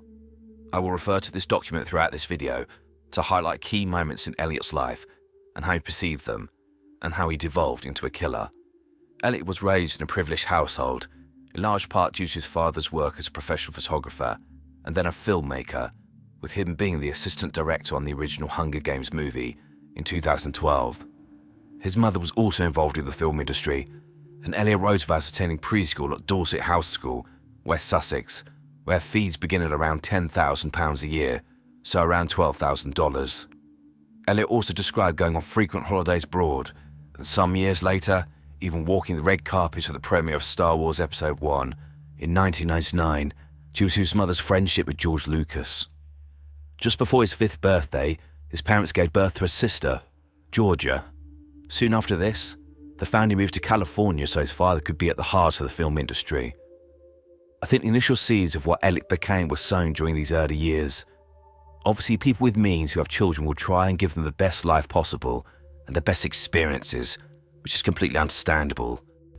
However, I think this needs to be balanced with a reality check, showing them you need to earn things, they're not just handed to you. Just because you come from this background, it doesn't automatically make you special. The true measure of a man is not the size of his bank account. However, I think, for whatever reason, Elliot was not taught this as a child, and he felt entitled to special treatment from others, believing that he was superior, and that it was everyone else's job to recognise this and cater to his needs. At age 7, Elliot's parents separated. It is clear from his own writings this had a significant impact on him, as it took him completely by surprise. Elliot wrote regarding this, quote, "Very shortly after my 7th birthday, the news came. I believe it was my mother who told me that she and my father were getting a divorce. My mother, who only a few months before told me that such a thing would never happen. I was absolutely shocked, outraged, and above all, overwhelmed. This was a huge life-changing event. I think that this is the first signs of issues with women, with a tiny seed being planted in Elliot's mind that the woman he trusted most in the world, his mother, had essentially lied to him." Soon afterwards, Elliot's father began a relationship with a Moroccan film actress called Soumaya Akhaboun. However, clearly there was conflict between her and Elliot, with him writing, quote, "For the initial period of her being a new member of the family, we got along well, she was quite fun. But soon, she would start to discipline me in a harsh way that I wasn't used to. I felt that because she wasn't my real parent, she had no right to discipline me in such a way, and so I rebelled. That's where the first conflicts arose. There would be many more to come in later years." This was likely Soumaya trying to instill boundaries on Elliot's behaviour, but, likely because he thought he was special and should be allowed to act in any way he wanted, he did not take kindly to this. And, as the years progressed, it's clear that Elliot saw Soumaya as a thorn in his side, with him writing that when he was 9 years old, quote, "I started to have intense conflicts with Soumaya. I hated the rules she imposed on me, which I believe she had no right to impose, as she wasn't my true parent." Despite his privileged upbringing, it seems that Elliot was actually a very lonely child. He writes about spending weeks with his mother and father, but during the weeks with his father, he'd be looked after by nannies and barely spend time with his dad. Issues also began to come out at around the age of 9, with Elliot admitting that he had always had issues with jealousy throughout his life, as well as crippling insecurities. With the latter of these, Elliot was upset he was short for his age and played basketball, believed this would somehow make him taller. With the former issue, Elliot had intense feelings of resentment and jealousy when his playmates would not focus all their attention on him. If he had 2 friends round, he'd become upset if they began playing with each other and not him. This is an important part of the behaviour of Elliot, which will explain much of his resentment moving forward. Specifically, it appears that Elliot was a timid and shy child who struggled in social interactions. This is not uncommon, and in these situations, even as adults, it's often easier when someone else is leading the conversation or organising events. We can all have the pang of awkwardness or anxiety and potentially jealousy when we go to a party with a friend and then they leave us to go to talk to other people we don't know, and we just stand there. But we understand, although it may still be an uncomfortable feeling, this is our issue. Our friend is free to go and do what they please, and people can share their attention without it being some kind of swipe at us. We also know that while some people may come and talk to us, we need to be brave and sometimes take the first step. However, Elliot doesn't appear to have learned this, and as time progressed, he appears to form the opinion that others, and particularly girls, should flock to him, chase him, and pay him full attention without him making any effort. When he entered the room, all eyes should turn to him, and women, even if they were mid-sentence, should drop what they were doing and throw themselves at his feet. If they did not, this was an affront to him personally. Moving forward several years, Elliot became a brother when he was 12 years old, with his father and Sumaya having a baby boy called Jazz. Elliot seemed excited to become a brother, but unfortunately, as his brother grew, Elliot began to see him as a rival, someone who might surpass him and take attention away from him, something he could not stand. All through his early years, it appears that his mother and stepmother would arrange playdates with other children and tried to get Elliot to socialise. But by the time he was 13, he had only one friend and struggled to socialise with others. He found solace in online gaming as a distraction from, quote, the harsh realities of life I was too scared to face. Elliot was teased by girls in middle school, and one in particular seems to have led him to develop a hatred of girls. He began acting up as a way to get attention, with him writing prophetically, quote, as middle school approached its ultimate end, I was having a miserable time there. I was extremely unpopular, widely disliked, and viewed as the weirdest kid in the school. I had to act weird in order to gain attention. I was tired of being the invisible shy child. Infamy is better than total obscurity. High school was an even bigger challenge for Elliot, as he was now going through puberty, and he stated, quote, I developed a very high sex drive and would always remain like this. This was the start of hell for me. Going through puberty utterly doomed my existence. It condemned me to a life of suffering and unfulfilled desires. Even at that young age, I felt depressed because I wanted sex, yet I felt unworthy of it. I didn't think I was ever going to experience sex in reality, and I was right. I never did. I was finally interested in girls, but there was no way I could ever get them, and so my starvation began. The boys in my grade talked about sex a lot. Some of them even told me they had sex with their girlfriends. This was the most devastating and traumatizing thing I've heard in my life. Boys having sex at my age of 14. I couldn't fathom it. How is it they're able to have such intimate and pleasurable experiences with girls while I can only fantasize about it? I frequently started asking myself, this was an all-boys school. How in the hell were these boys able to meet girls to have sex with? I wondered. I hoped they were lying. I hoped against hope. Hearing that really shook me to the core. Words cannot describe how much hatred and envy I felt for those boys. That hatred would only fester the more I suffered from my sexual starvation. I was too scared to tell anyone about it, and I hid it well, for a time. These recent events caused me to withdraw even further away from the world. I drowned all of my misery in my online games. Elliot described his schoolmates bullying him, whilst apparently then returning to their attractive girlfriends.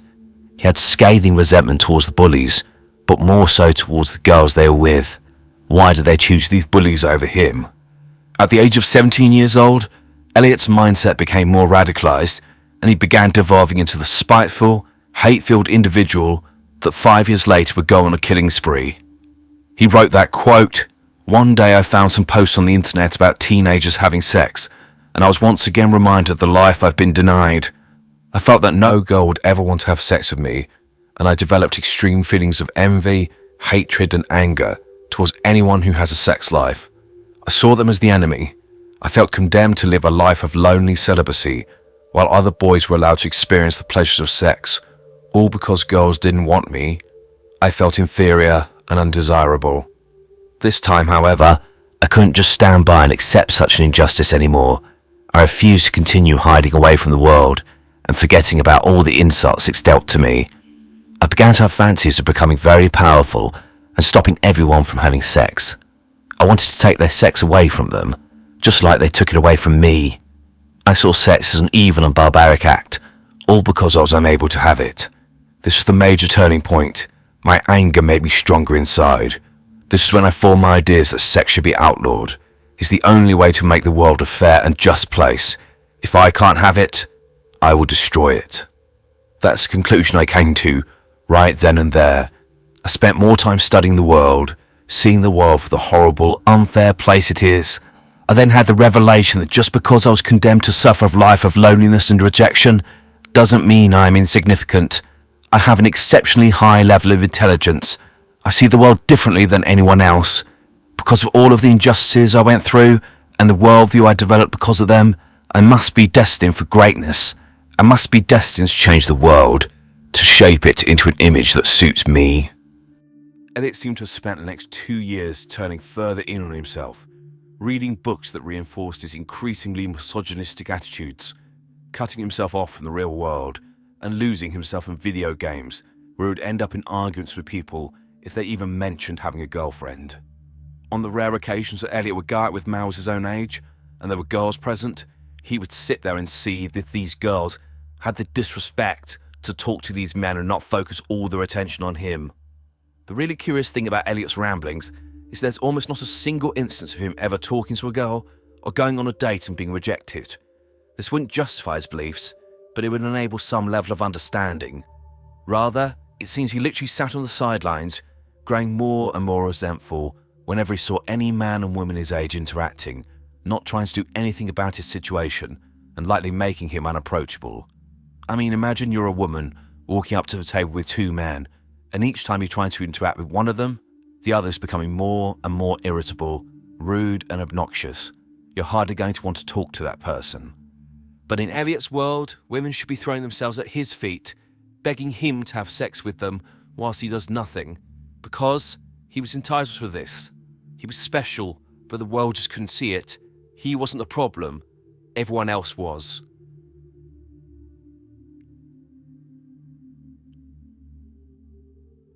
At the age of 19 years old, Elliot Roger was becoming more unhinged, and around this time, he moved to an apartment in Santa Barbara to attend the University of California, Santa Barbara, and ominously wrote at this time, quote, "The move to Santa Barbara is the end game, the ultimate climax of everything.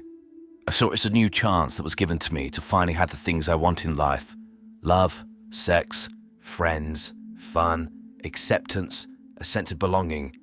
But I can never forgive the world for denying me such things in the past. I was already turning 20 soon. I already lost many years of my life. I deserve better than that. I am an intelligent gentleman. I deserve the love of girls more than the other obnoxious boys of my age. And yet, they get girls and I don't. This is a crime that can never be forgotten, nor can it be forgiven. I always wanted to exact my revenge on humanity for forcing me to live such a life, but I've also always had the hope that if I could do things in my life to make up for all my suffering, then that in itself would be a form of peaceful revenge. In truth, the move to Santa Barbara was actually a chance that I was giving to the world, not the other way around. I was giving the world one last chance to give me the life that I know I'm entitled to, the life that other boys are able to live with ease. If I still have to suffer the same rejection and injustice, even after I move to Santa Barbara, then that will be the last straw. I will have my vengeance." However, Elliot found issues almost immediately with Santa Barbara. Despite not leaving the property and doing anything about his situation, he was unhappy that he was not instantly presented with sexual opportunities and resented his housemates, who he claimed would frequently brag about their success with girls. Elliot's musings then demonstrate his racist attitudes and his extreme narcissistic beliefs, with him writing about his annoyance with an African-American man who had more success with women than him. Quote, "How could an inferior, ugly black boy be able to get a white girl and not me? I am beautiful, and I'm half white myself. I am descended from British aristocracy. He is descended from slaves. I deserve it more." I tried not to believe his foul words, but they were already said. It was hard to erase them from my mind.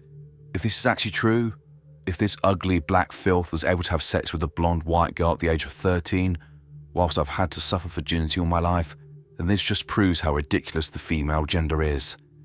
They would give themselves to this filthy scum, but they reject me, the injustice. Females truly have something mentally wrong with them. Their minds are flawed, and at this point in my life, I was beginning to see it. The more I explored my college town of Isla Vista, the more ridiculousness I witnessed. All of the hot, beautiful girls walked around with obnoxious, tough, jock-type men who passed all the time and acted crazy. They should be going for intelligent gentlemen such as myself. Women are sexually attracted to the wrong type of men. It's a major flaw in the very foundation of humanity. It's completely and utterly wrong in every sense of the word. As his truth fully dawned on me, I became deeply disturbed by them, deeply disturbed, offended, and traumatized. College was like a red rag-tailed bull for Elliot. He was surrounded by thousands of young couples, and each time he saw this, he became more and more enraged about his apparent injustice in life. He deserved these things, yet no one was simply handing this to him. So, in his mind, no one should have anything. Around this time, Elliot began recording videos to upload to YouTube, moaning about how unfair his life was, and he appears to have driven round specifically looking for situations to antagonize himself, and then filming them, as shown by this video. Elliot Roger here. I'm just sitting in my car right now, enjoying the view of the beach. And my view has been ruined by this sight right here. In front of me, sitting right there on that bench, is a young couple. I was enjoying such a nice view until they came and sat down and started kissing. This is the reason why life isn't fair. Why can't I experience something like that? I have to show everyone why I hate the world, because no girl would do this with me. I hate them. I hate them so much. It's not fair. Life is not fair. Elliot soon began acting on his anger, initially in small ways, including following a couple out of Starbucks and throwing his coffee over their car, and later filling a super soak with orange juice and squirting couples in the park. Elliot wrote, quote, "It was around this point in my life that I realized I was capable of doing such things. I would happily do such things. I was capable of killing them, and I wanted to. I wanted to kill them slowly, to strip the skins off their flesh. They deserve it. The males deserve it for taking the females away from me, and the females deserved it for choosing those males instead of me. Ever since I was 17, I often fantasized about becoming powerful and inflicting suffering upon everyone who has wronged me in the past, but never thought I'd actually do it. At this point, after going through so much suffering and injustice, all of my innocence had been swept away. The world had been cruel to me, and it molded me to become strong enough to actually have the capability of returning that cruelness to the world. I'd never been a violent person in nature, but after building up so much hatred over the years, I realized that I wouldn't hesitate to kill or even torture my hated enemies if I was given the opportunity. In around 2012, Elliot began to plan for, quote, the day of retribution, where he would take revenge on society, and especially the girls who shunned him. He stated, quote, "My first act of preparation was the purchase of my first handgun. I did this quickly and hastily at a local gun shop called Galetta Gun and Supply. I'd already done some research of handguns. I decided to purchase the Glock 34 semi-automatic pistol, an efficient and highly accurate weapon. I signed all the papers. I was told my pickup day was in mid-December. That fell in nicely, because that was when I was planning on staying in Santa Barbara till. After I picked up the handgun, I brought it back to my room and felt a new sense of power. I was now armed. Who's the alpha male now, bitches? I thought to myself, regarding all of the girls who've looked down on me in the past. I could give Mad my new weapon before locking it up in my safe and preparing to go back to my hometown for the winter break. In spring 2013, Elliot purchased another 2 handguns and began collecting ammunition and planning his revenge, which was underpinned by his belief that, quote, women must be punished for their crimes of rejecting such a magnificent gentleman as myself. Around this time, Elliot joined online forums with similarly disturbed and misogynistic young men who were apparently starved of sex. No doubt, on these forums, Elliot found kindred spirits, and they reinforced his own views of women and cemented his perception that he was the victim, with him writing, quote, I concluded that women are flawed. There is something mentally wrong with the way their brains are wired, as if they haven't evolved from animal-like thinking. They're incapable of reason or thinking rationally. They're like animals, completely controlled by their primal, depraved emotions and impulses. This is what they are attracted to, barbaric, wild, beast-like men. They're beasts themselves. Beasts should not be able to have any rights in a civilized society. If their wickedness is not contained, the whole of humanity will be held back from advancement to a more civilized state. Women should not have the right to choose who to mate with. That choice should be made for them by civilized men of intelligence. If women have the freedom to choose which men to mate with, like they do today, they would breed with stupid, degenerate men, which should only produce stupid, degenerate offspring. This in turn would hinder the advancement of humanity. Not only hinder it, but devolve humanity completely. Women are like a plague that must be quarantined. When I came to this brilliant, perfect revelation, I felt like everything was now clear to me in a bitter, twisted way. I'm one of the few people on this world who has the intelligence to see this. I'm like a god, and my purpose is to exact ultimate retribution on all of the impurities I see in the world. So women are inferior and should literally be presented to men like him to have sex with. No consent, no choice in the matter. Sounds like rape to me. Many articles I've read have said that Elliot Rodger did what he did because he couldn't get a girlfriend. This is completely incorrect. Elliot Rodger was not interested in a girlfriend. He was not interested in any emotional connection with a female. He saw women merely as objects to get his sexual needs met. Like a classic narcissist, he saw value only in what people could give to him. Hence why he was advocating basically a system where women would be used and abused by men based on an allocation system, with him likely seeing himself as the overseer of this twisted system. From approximately 2012, Elliot was completely alone. His behaviour and attitudes have pushed everyone away. However, concerns about his mental health were flagged, but not acted upon. Specifically, in April 2014, just weeks before the rampage, his mother found the videos that Elliot had posted on YouTube and was concerned, so called one of his counsellors. The counsellor called mental health services and then the police. Santa Barbara County Sheriff's deputies showed up at Elliot's doorstep to check on his mental health. However, they weren't aware of any of the videos. They determined that Elliot was a well-mannered, if shy young man who posed no risk. They then left. This was the last opportunity to stop Elliot. There'll be no more chances. Elliot had planned his day of retribution in great detail, writing the following long description. He said, quote, "On the day before the day of retribution, I will start the first phase of my vengeance, deciding killing as many people as I can around Isla Vista by luring them into my apartment through some form of trickery. The first people I will have to kill are my 2 housemates to secure the entire apartment for myself as my personal torture and killing chamber. After that, I'll start luring people into my apartment, knock them out with a hammer and slit their throats. I'll torture some of the good-looking people before I kill them, assuming that the good-looking ones had the best sex lives. All of that pleasure they had in their life, I will punish by bringing them pain and suffering. I've lived a life of pain and suffering, and it's time to bring that pain to people who actually deserve it. I will cut them, fillet them, strip all the skin off their flesh, and pour boiling water all over them while they're still alive, as well as any other form of torture I can possibly think of. When they're dead, I'll behead them and keep their heads in a bag, for their heads will play a major role in the final phase. This first phase will represent my vengeance against all of the men who've had pleasurable sex lives while I've had to suffer. Things will be fair once I make them suffer as I did. I will finally even the score. The second phase will take place on the day of retribution itself, just before the climactic massacre. The second phase will represent my war on women. I will punish all females for the crime of depriving me of sex. They have starved me of sex for my entire youth and gave that pleasure to other men. In doing so, they took many years of my life away. I cannot kill every single female on earth, but I can deliver a devastating blow that will shake all of them to the core of their wicked hearts.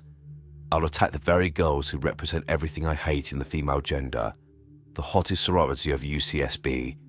After doing a lot of extensive research within the last year, I found out that the sorority with the most beautiful girls is Alpha Phi sorority. I know exactly where their house is, and I've sat outside it in my car to stalk them many times.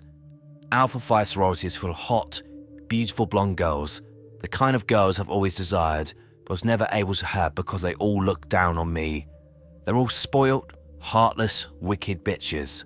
They think they're superior to me, and if I ever try to ask them on a date, they'll reject me cruelly. I will sneak into their house at around 9 PM on the day of retribution, just before all of the partying starts, and slaughter every single one of them with my guns and knives. If I have time, I'll set their whole house on fire, then we shall see who the superior one really is. The final phase of the day of retribution will be my ultimate showdown in the streets of Isla Vista. On the morning before, I will drive down to my father's house to kill my little brother, denying him of the chance to grow up to surpass me, along with my stepmother, Sumaya, as she will be in the way. My father will be away on one of his business trips, so thankfully I won't have to deal with him.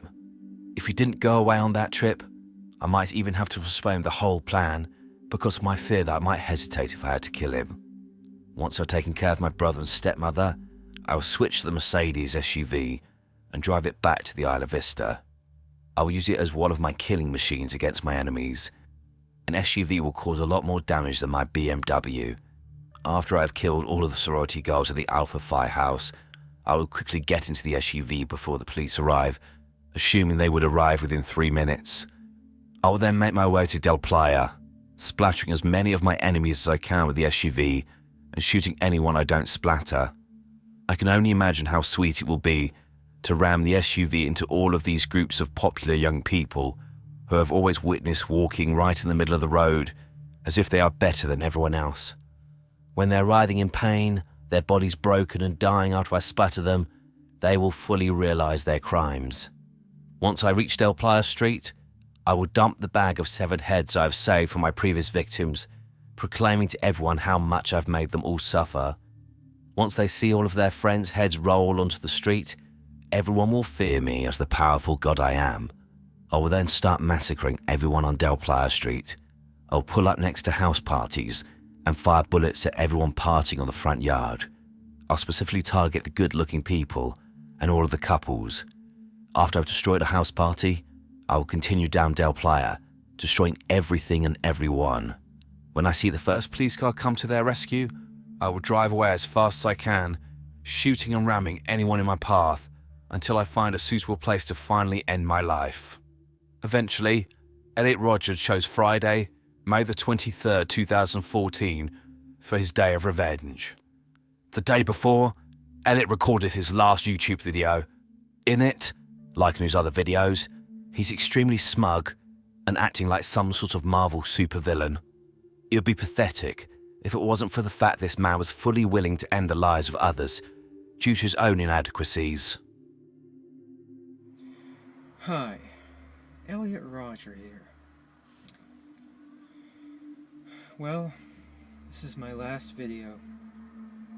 It all has to come to this. Tomorrow is the day of retribution. The day in which I will have my revenge against humanity, against all of you. For the last 8 years of my life, ever since I've hit puberty, I've been forced to endure an existence of loneliness, rejection, and unfulfilled desires, all because girls have never been attracted to me. Girls gave their affection and sex and love to other men, but never to me. I'm 22 years old, and I'm still a virgin. I've never even kissed a girl. I've been through college for 2.5 years, more than that actually, and I'm still a virgin. It has been very torturous. College is the time when everyone experiences those things such as sex and fun and pleasure. But in those years I've had to rot in loneliness. It's not fair. You girls have never been attracted to me. I don't know why you girls aren't attracted to me, but I will punish you all for it. It's an injustice, a crime, because I don't know what you don't see in me. I'm the perfect guy. And yet you throw yourselves at all these obnoxious men, instead of me, the supreme gentleman. I will punish all of you for it. On the day of retribution, I am going to enter the hottest sorority house of UCSB. And I will slaughter every single spoiled, stuck-up, blonde slut I see inside there. All those girls that I've desired so much, they would have all rejected me and looked down upon me as an inferior man if I ever made a sexual advance towards them. while they throw themselves at these obnoxious brutes. I'll take great pleasure in slaughtering all of you. You will finally see that I am, in truth, the superior one, the true alpha male.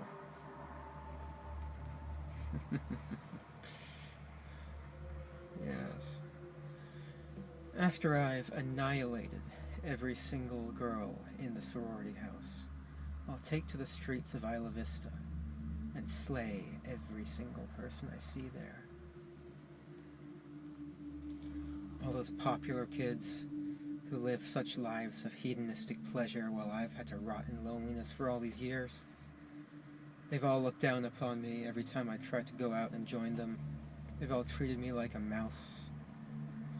Well, now, I will be a god compared to you. You will all be animals. You are animals, and I will slaughter you like animals. I'll be a god, exacting my retribution on all those who deserve it. And you do deserve it, just for the crime of living a better life than me. All you popular kids, you've never accepted me, and now you'll all pay for it.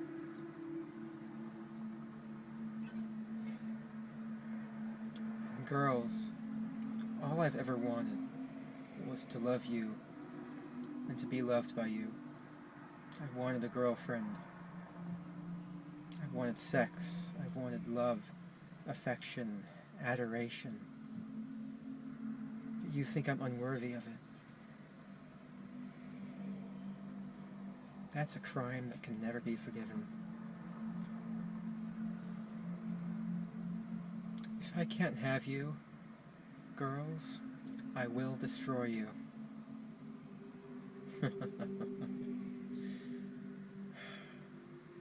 You denied me a happy life, and in turn, I will deny all of you life. It's only fair. I hate all of you. Humanity is a disgusting, wretched, depraved species. If I had it in my power, I would stop at nothing to reduce every single one of you to mountains of skulls and rivers of blood. And rightfully so. You deserve to be annihilated. And I'll give that to you. You never showed me any mercy, and so I will show you none.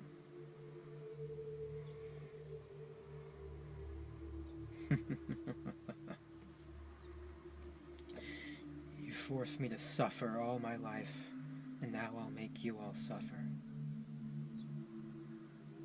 I've waited a long time for this. I'll give you exactly what you deserve, all of you. All you girls who rejected me and looked down upon me and, treated me like scum while you gave yourselves to other men. And all of you men for living a better life than me. All of you sexually active men. I hate you. I hate all of you. And I can't wait to give you exactly what you deserve. Utter annihilation.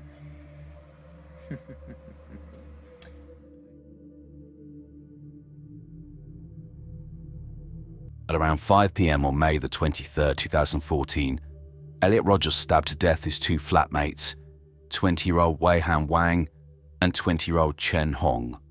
He also murdered their friend, 19-year-old George Chen, who was visiting, again by repeatedly stabbing him. All three were best friends. George volunteered for a Buddhist organization and often helped elderly neighbors get their mail and take out the rubbish.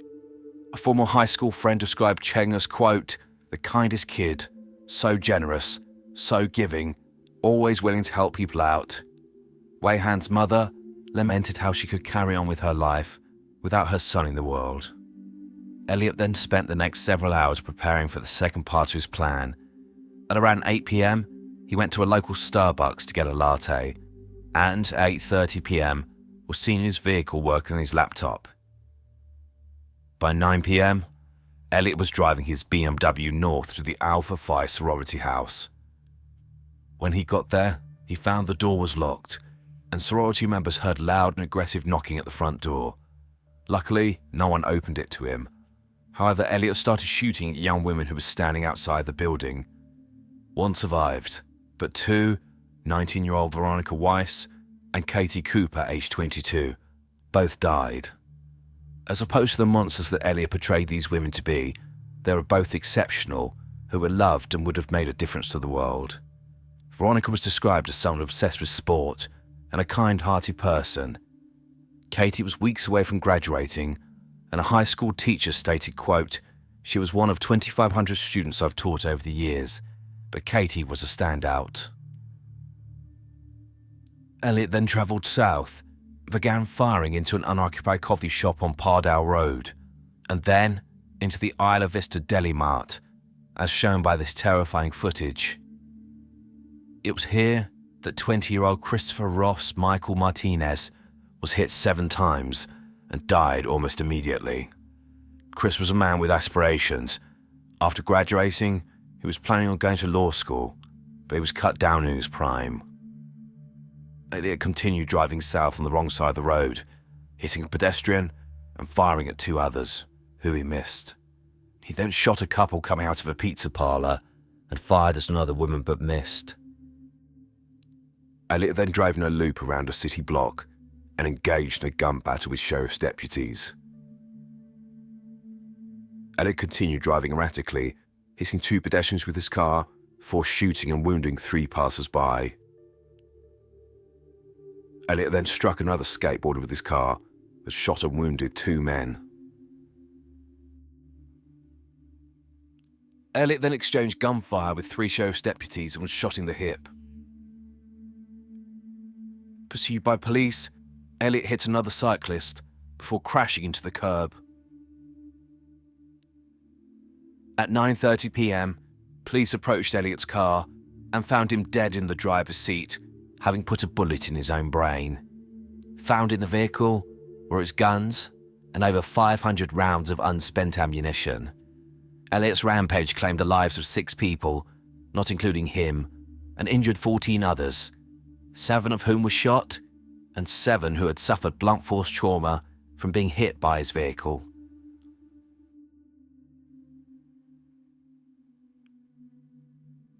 The community of Isla Vista was in shock by the mindless violence that claimed the lives of 6 innocent students. There were, as is often the case after these events, discussions about gun control, with it being pointed out how easily Elliot Rodger was able to gain access to guns.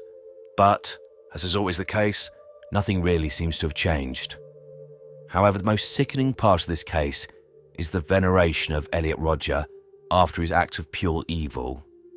Since the dawn of the internet, there have always been unstable and hate-filled people filling message boards with bile, but after the crimes of Elliot, the number of message boards devoted to the involuntary celibate movement, commonly known as incels, exploded, with dedicated web forums being created at an alarming rate. The common theme of these forums? Hero worship of Elliot Rodger, including pictures of his face superimposed on pictures of saints, with him being known as Saint Elliot, and his videos on YouTube enabling disturbed individuals to espouse their admiration of the actions of this coward. Unfortunately, it didn't stop there. Elliot has been cited as the inspiration of several disturbed men who have gone on killing sprees of their own. For example, Alex Manassian, the perpetrator of the 2018 Toronto van attack, which killed 11 people and injured 15 others, cited Elliot Rodger as his inspiration for the massacre. In the UK, 22-year-old Jake Davidson was obsessed with the incel movement and, like Elliot, posted videos of himself ranting about his rejection by women. Davidson eventually went on a killing spree in Plymouth in the UK on the 12th of August 2021, in which he killed 5 people with a shotgun, including his mother and a 3-year-old child, before taking his own life. I'll cover both of these cases in future videos. However, it's clear that the horrific crimes of Elliot Rodger have given a face to a dangerous and insidious movement that has spread across the world. It's enabled potentially dangerous people to be able to justify their internal hate, nurture it, and then project it onto the world as a whole, resulting in the murders of innocent people who have usually never met the person who killed them and have had their lives snatched away from them simply because these weak, pathetic men are unable to accept rejection or the fact that the world does not revolve around them.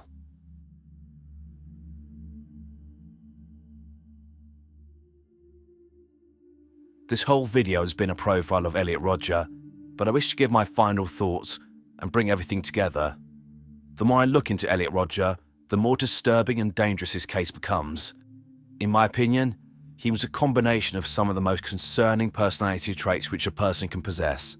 He was extremely narcissistic, entitled, arrogant, clearly psychopathic, misogynistic, racist and violent. Elliot expected the world just to fall into his lap, and, as I said earlier, it's fascinating reading his insane ramblings over 137 pages, as there was almost no reference to him actually doing anything about his lack of sex. He never seems to have spoken to any girls, and genuinely seems to think that women should have fallen at his feet, removed all their clothes, and begged him to have sex with them. Elliot's callousness is shown not only by his crimes, but the extent of his plans, which included torturing and beheading people he was jealous of, and even killing his 10-year-old brother just in case he surpassed him one day. This epitomizes Elliot. If he can't have things, no one can. If someone is a threat to him, they deserve to die. I do have some sympathy for the child that Elliot was.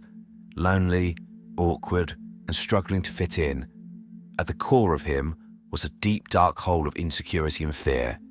However, I have no sympathy for the monster he became and his inability to self-reflect and think, maybe why I'm in this position is because I'm a bit of a douche.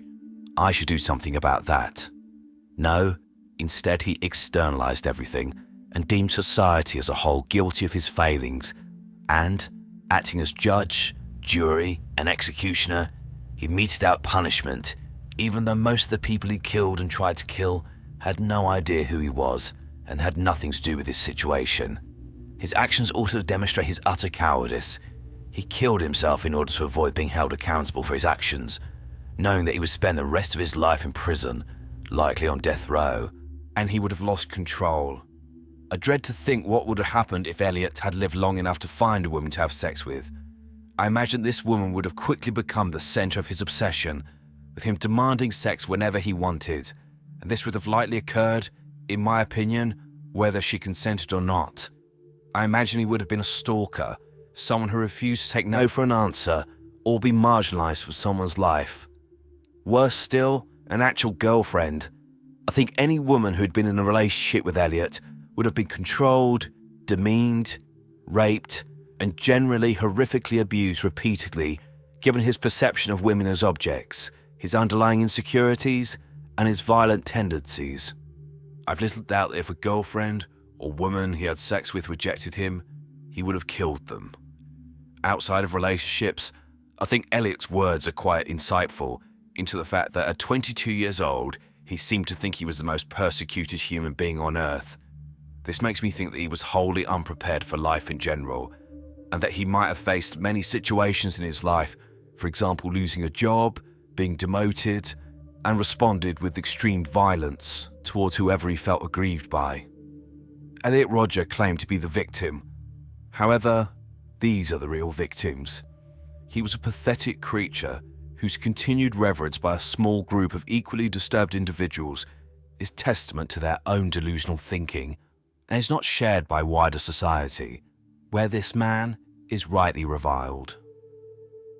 Reynard Senarga is the most prolific convicted rapist in UK criminal history, with him estimated to have raped and sexually assaulted at least 200 men between 2015 and 2017. Senarga would stalk the streets of Manchester, UK, looking for victims who he would lure into his property and then assault them, with him filming his sickening crimes. Welcome to Evil Among Us. Reinhard Sanaga was born on the 19th of February 1983 in Jambi, on the island of Sumatra, Indonesia. He was from a privileged upbringing, with his father being involved in banking. The family were wealthy, and Sanaga grew up not wanting for anything. Sanaga was raised Catholic and appears to have hidden the fact that he was gay from his parents, who wanted him to marry a woman and settle down and start a family. After completing a degree in architecture at the University of Indonesia in 2006, Sanaga moved to the UK in 2007 to begin to study for a master's degree in planning at the University of Manchester, which he completed in 2009, followed by him studying for a Master of Arts in Sociology, which he achieved in 2011. He then remained living in Manchester, and in 2012 he began to study for his doctorate degree in human geography, with him working on his thesis at the time of his arrest in 2017. During his time in the UK, Sanaga lived openly as a gay man and was sexually promiscuous. He would, however, change completely when his parents came to visit or when he would return home to Indonesia, with them apparently having no idea of his sexual orientation until his trial. Sanaga's base for his attacks was a flat in Princes Street, Manchester, right in the heart of the city and at the centre of the nightlife. His road was somewhere that people staggering home from a night out would pass by. People who met Sanaga saw an unassuming, 5'7", bespectacled, thin man. His social media presence showed the face he wished to portray to others. There were people who identified issues with him, which we'll return to later, but everyone who knew him was shocked by the monster he truly was. This would only be revealed in 2017, when his rampage was finally brought to an end by the police. In order to outline the horror in this case, it's necessary to start at the end and see how the offences of Sanaga came to light, which began with one phone call to the police on the 2nd of June 2017. On this date, the police received a phone call from a 21-year-old rugby player who stated that Sanaga had tried to rape him. This man said that he'd been on his way home from a night out when Sanaga had ushered him into his property. In his intoxicated state, the man agreed. Sanaga then tried to drug this man and was trying to rape him when he woke up, and he managed to fight him off.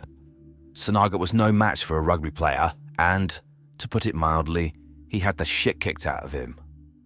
The police attended and found Sanaga barely conscious on the floor, and initially they arrested the rugby player for causing grievous bodily harm, but they were suspicious of Sanaga and accompanied him to the hospital where he was chained to the bed. They seized his mobile phone from the property and demanded the PIN number from him. Sanaga initially gave the wrong PIN number, but eventually gave the right one, and the police officers were confronted with the video of Sanaga attacking the rugby player, which showed, unfortunately, that this individual had already been raped before he came to. Sanaga was arrested in the hospital bed for a single count of rape, but this was just the tip of the iceberg. Police returned to Sanaga's property and recovered dozens of phones, driving licenses, student IDs, wallets, watches, and Facebook screen grabs of men. All of these men were those that Sanaga had raped, and these were his trophies of his crimes.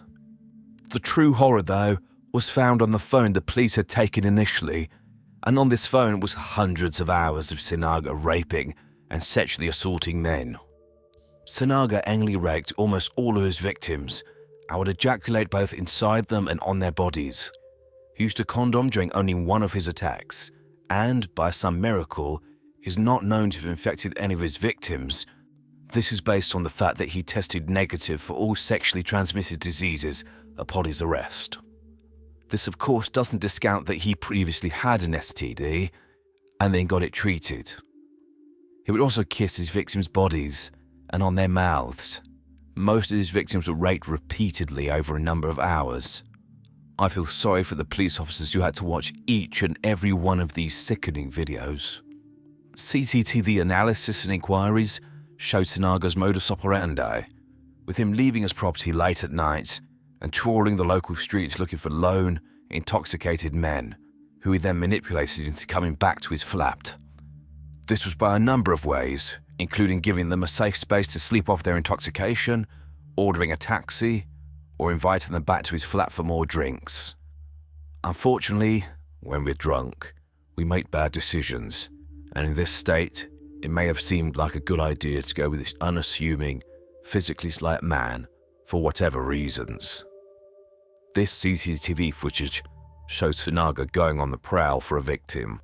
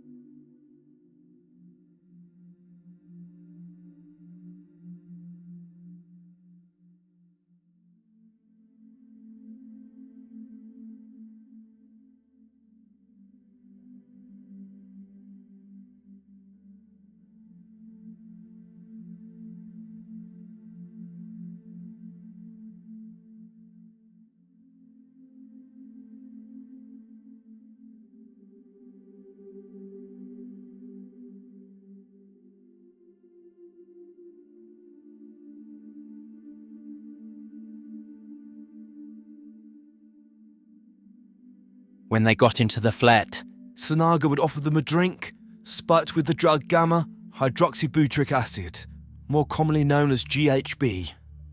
GHB is a drug actually used to treat sleep disorders and anxiety, and it acts by relaxing the nervous system. However, in large enough doses, it can cause unconsciousness, confusion, and memory loss. When the men were unconscious, Sinaga would rape them, filming his sickening crimes, clearly for his own sexual gratification at a later date.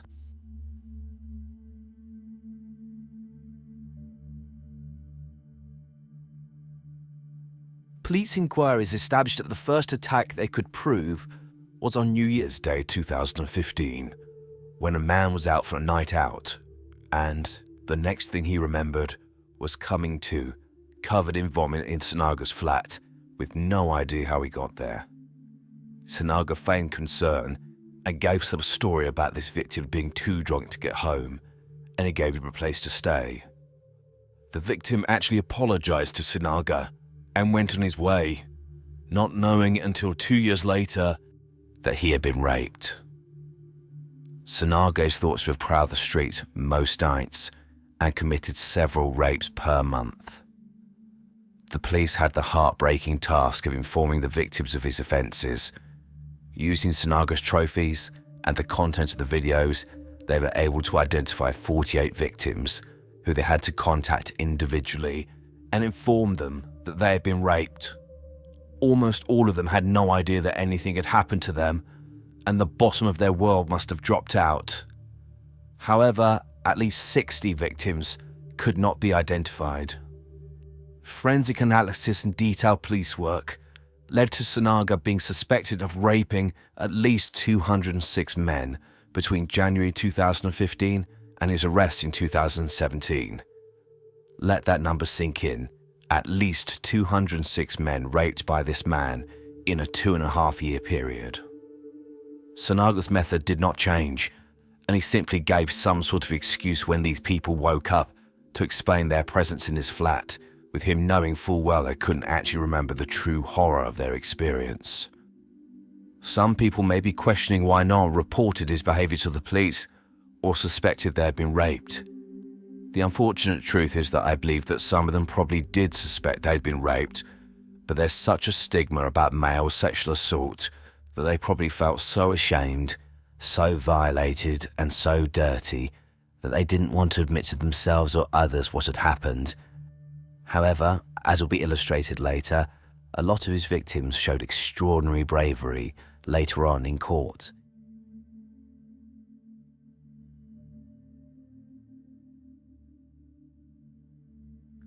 Despite the overwhelming evidence against him, Sanaga pleaded not guilty to all charges, and there were 4 trials.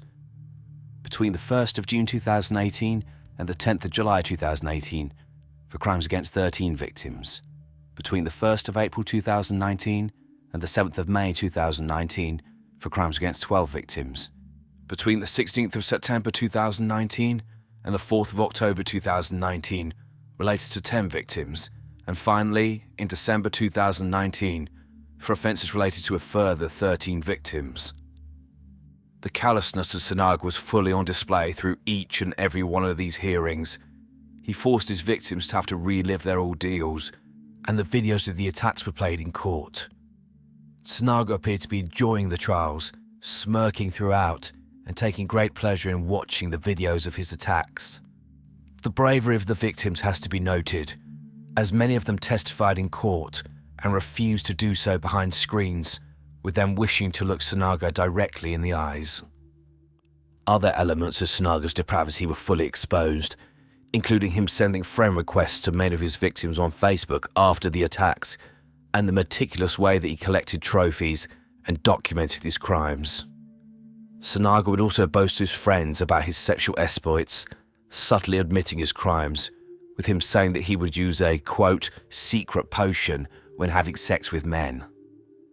Sanaga's defense was pathetic, with him claiming that all of his victims were consensual sexual partners, despite almost all of them being heterosexual and them obviously being unconscious in the videos. Some of the victims were heard snoring in the clips that were shown to the court. To no one's surprise, Sanaga was found guilty in all 4 trials, and was eventually convicted of crimes against 48 victims, including 136 counts of rape, 14 counts of sexual assault, 8 counts of attempted rape, and 1 count of assault by penetration.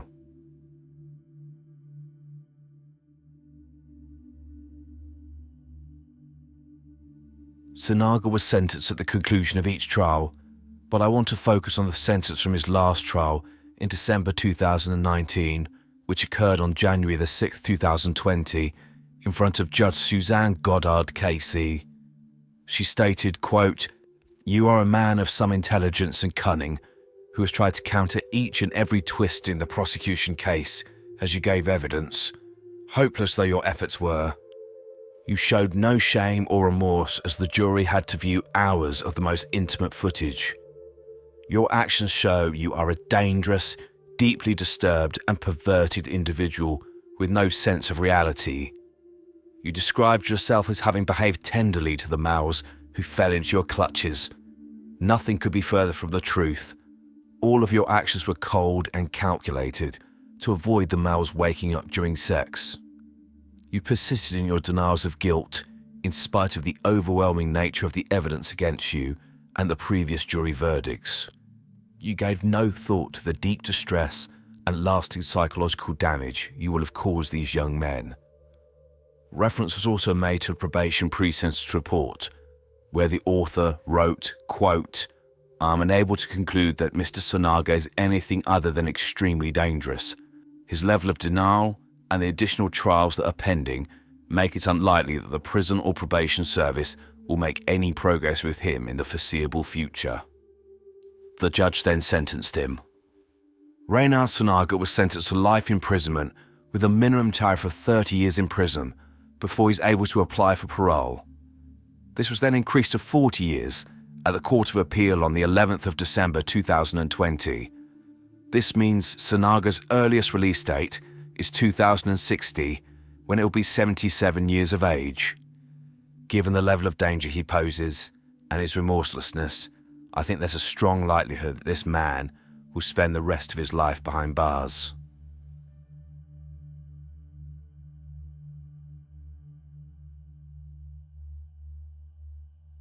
One of the senior police officers who led the investigation described Sanaga as, quote, a psychopath, and added, quote, had he not been a narcissist and a psychopath, anyone else faced with such damning evidence would have admitted to what they've done. I would agree with this wholeheartedly, and there are elements of Sanaga's personality noted by friends which give an idea of the sort of man he was. He was deeply self-absorbed, obsessed with his own physical appearance and his importance to the world in general. One of his former housemates claimed that they actually had an argument with Sanaga because he was convinced that if he died, all life would come to an end. He couldn't seem to imagine the world continuing without him due to how important he was. He was an extreme narcissist. I believe that Sanaga is a man without any conscience or any remorse. Everyone in the world is there for him, and he can use and abuse as much as he wants. I think that he sees no problem with raping these men. They were there for his pleasure, and their level of consent and the horrific emotional and psychological harm his actions caused were secondary to him getting his needs met. Potentially his self-entitled attitudes and beliefs stem from his privileged upbringing. Sanaga primarily targeted heterosexual men, and I think this gave him a thrill, but also enabled him to further degrade them, with him believing that these straight males would be especially traumatized if they found out they were raped by a man. I think that Sanaga pleaded not guilty in order to be the center of attention and to relive his crimes over and over again. This man is an absolute monster. Police believe that Sanaga began sexually assaulting men as far back as 2005, when he was in Indonesia, and I have little doubt that the 206 victims he created in the UK is likely just a small proportion of the true number of people he violated in both countries. It is possible that Reynard Sanaga is the most prolific rapist not only in the UK, but potentially in the world. Hopefully he will never be released. On the 26th of May 2013, 22-year-old Jamie Reynolds lured his friend, 17-year-old Georgia Williams, to his home on Avondale Road in the town of Wellington in Shropshire, a county in the UK. This is under the pretense of her helping him with a photo shoot so he'd become a professional photographer. Georgia didn't know that she'd walked into a trap set by a deviant, extremely dangerous sexual sadist who has spent years fantasizing about hanging a girl and then having sex with their dead body. Georgia agreed to a photo shoot with a noose around her neck, not knowing the setup was real. Reynolds pulled the rope and hanged Georgia whilst kicking away what she was standing on. He then watched her slowly strangled to death in front of him before violating her body. Reynolds had planned this day in great detail for months, and the police recovered a story that he'd written about Georgia and what he was going to do to her, which included the line, quote, "I can't wait to see you dance for me. I like my girls dead." At his sentencing, it was assessed that Reynolds was a serial killer in the making, a man who had been stopped before he'd ended the lives of others. But a serious case review showed the incompetence of various agencies and the fact the warning flags were obvious for years, but no one acted on them. Welcome to Evil Among Us. Jamie Reynolds was born in either 1990 or 1991 in the county of Shropshire, in the West Midlands of England. There was some trauma in his early years, with him being exposed to his biological father, beating his mother, as well as him being physically and emotionally abused by him, but his mother eventually fled the family home and began a relationship with a man who had become Reynolds' stepfather. This man, in contrast, was very supportive, and Reynolds spent most of his childhood in a middle-class household living in the town of Wellington. His mother and stepfather later tried to raise the alarm about his behaviour to authorities, so it seems he came from a pro-social household. However, despite this outwardly stable upbringing, for around the age of 16 years old, Reynolds began down a path of sexual depravity, which was originally confined to the internet, but then spilled out into the real world. Court records show that for years prior to the murder, Reynolds was obsessed with extreme pornography and had been addicted to this since he was around the age of 16, but he likely started looking at this even earlier. Records released after his sentence show that Reynolds frequently visited YouTube channels which showed violent scenes from films, especially those where women were murdered.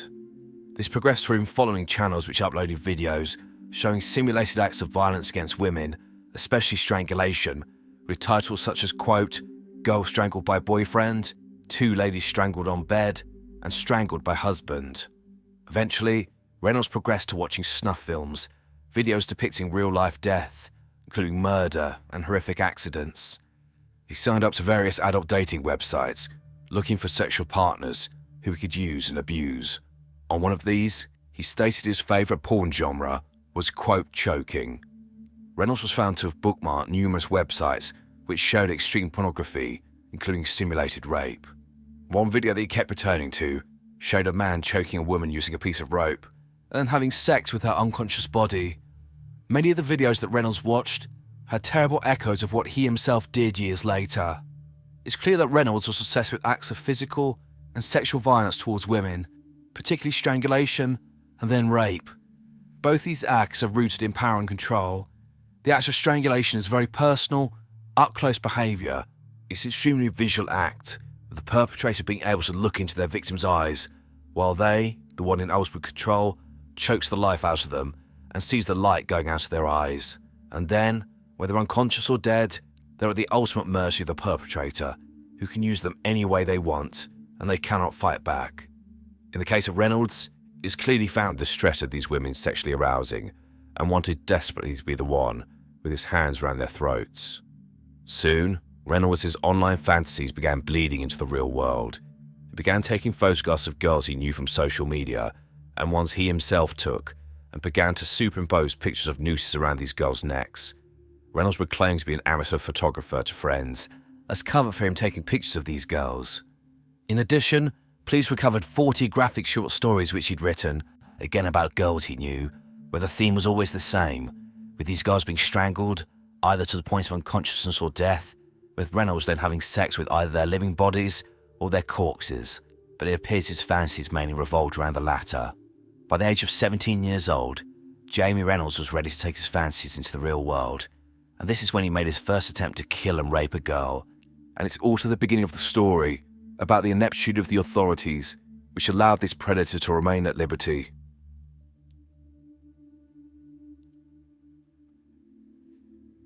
In January 2008, Reynolds, aged around 17, lured a 16-year-old girl back to his home with the promise of paying her money if she would pose for some pictures for him. He'd clearly been fantasizing about attacking this girl, as he had superimposed an image of a noose onto a picture of her. When she got to the property, it's clear that she felt something was wrong, and when she refused to go upstairs or into the kitchen, Reynolds attacked her, placing his hands around her throat and attempting to strangle her. She managed to fight Reynolds off and flee the house and called the police. When the police arrived, the girl was found with swelling and red marks around her neck. When the police entered Reynolds' home, they found pictures of unknown, naked females being strangled and suffocated, and pictures of girls that he knew, including the 16-year-old he just attacked, with nooses superimposed onto their pictures. Reynolds was arrested simply for assault, and later spoken to when he simply claimed not to remember the incident well. He assured the police he had no interest in viewing pornography in the future and was not interested in strangulation. For some inexplicable reason, Jamie Reynolds was simply given a final warning and sent on his way. Around this same time, Reynolds' mother and stepfather contacted the mental health services about their concerns related to the contents of his computer. Reynolds was assessed by a doctor who, after speaking to him and seeing the pictures, determined that he posed a, quote, significant risk to others. And then, nothing. Absolutely nothing. It appears that mental health services simply sat back to see what would happen. It doesn't appear there was any information sharing with the police or anyone else. Instead, they told Reynolds' parents to go to the police to raise concerns themselves. His stepfather duly went to the police with printouts of photographs he found on Reynolds' computer, including the images of nooses superimposed on girls that he knew, and pornographic images of a man raping, then strangling a girl to death. He told them that he was concerned what his stepson might be capable of. The police simply noted this interaction on their system, but did nothing. They didn't link the two incidents and realised they needed to look again at Reynolds and conclude correctly that the incident involving the 16-year-old girl was far more serious than they'd originally believed, although, in my opinion, this was blatantly obvious. The pieces that different agencies held show that Jamie Reynolds was, by the age of 17 years old, an extremely dangerous young man who was clearly a potential rapist and likely murderer in the making, but there was no communication and no one took the lead on trying to stop him. In addition, despite Reynolds being found with pictures of girls he knew, clearly potential targets, none of them were warned, and they only found out about the disturbing images after his arrest for murder. The issue with this lack of action is that someone like Reynolds basically becomes more emboldened. He'd basically tried to strangle a 16-year-old girl, got caught, and there was absolutely no consequence to his actions. I think that Reynolds took this as a green light to escalate his behaviour, which he did with horrifying consequences only 5 years later. Reynolds was able to wear some semblance of a mask of sanity in public, but he was known as an odd, creepy individual. He would fixate on women and repeatedly ask them out, even if they had boyfriends, or repeatedly refuse his advances. He appears to have been a fantasist, creating scenarios in his head where he was already in relationships with these women, despite them being clear they were not interested. When he finally got the hint, he would post self-pitying messages online, stating that he was, quote, cursed, and, quote, whenever I arrange dates, they either never happen or the girl magically gains a boyfriend. He was clearly a man who had difficulty taking no for an answer, and this would come to a head in 2011 when he harassed a girl repeatedly trying to get her to go out with him. It got to the point where she confronted him to tell him to leave her alone. In response, Reynolds reversed his car into this girl. Police were called, but I cannot see this led to any formal action, but also no link was made between this incident and the offence in 2008 or the concerns reported by his parents. It was later found out this girl was the subject of one of Reynolds' stories and featured in one of the photographs found on his computer with a noose superimposed around her neck. Clearly, Jamie Reynolds was a man who felt entitled to these women, seeing them as objects, and no doubt, if they had agreed to go out with him, they would have quickly been subjected to serious acts of sexual violence. If they rejected him, they'd be punished. How dare they stop him from getting what he wanted? Reynolds appears to have been obsessed with many girls, but he had a particular fixation with a girl called Georgia Williams.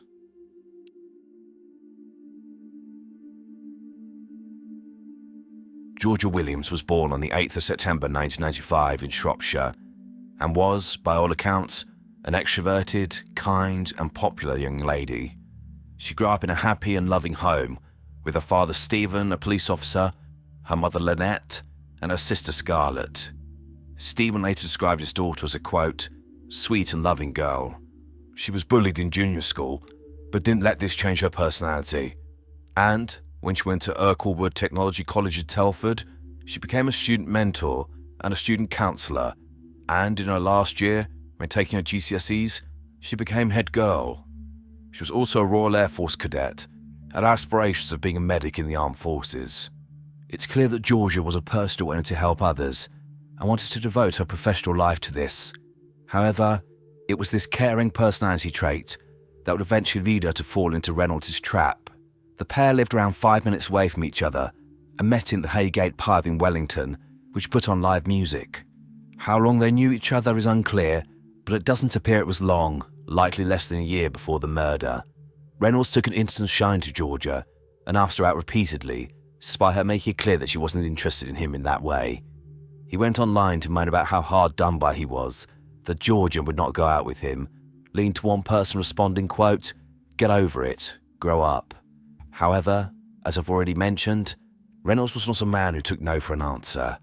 And, whilst outwardly he stayed calm and passive, she'd become the focus of one of his disturbing stories, and he had superimposed a noose onto a picture of her and restraints on her wrists, and by January 2013, he'd begun to plot her murder.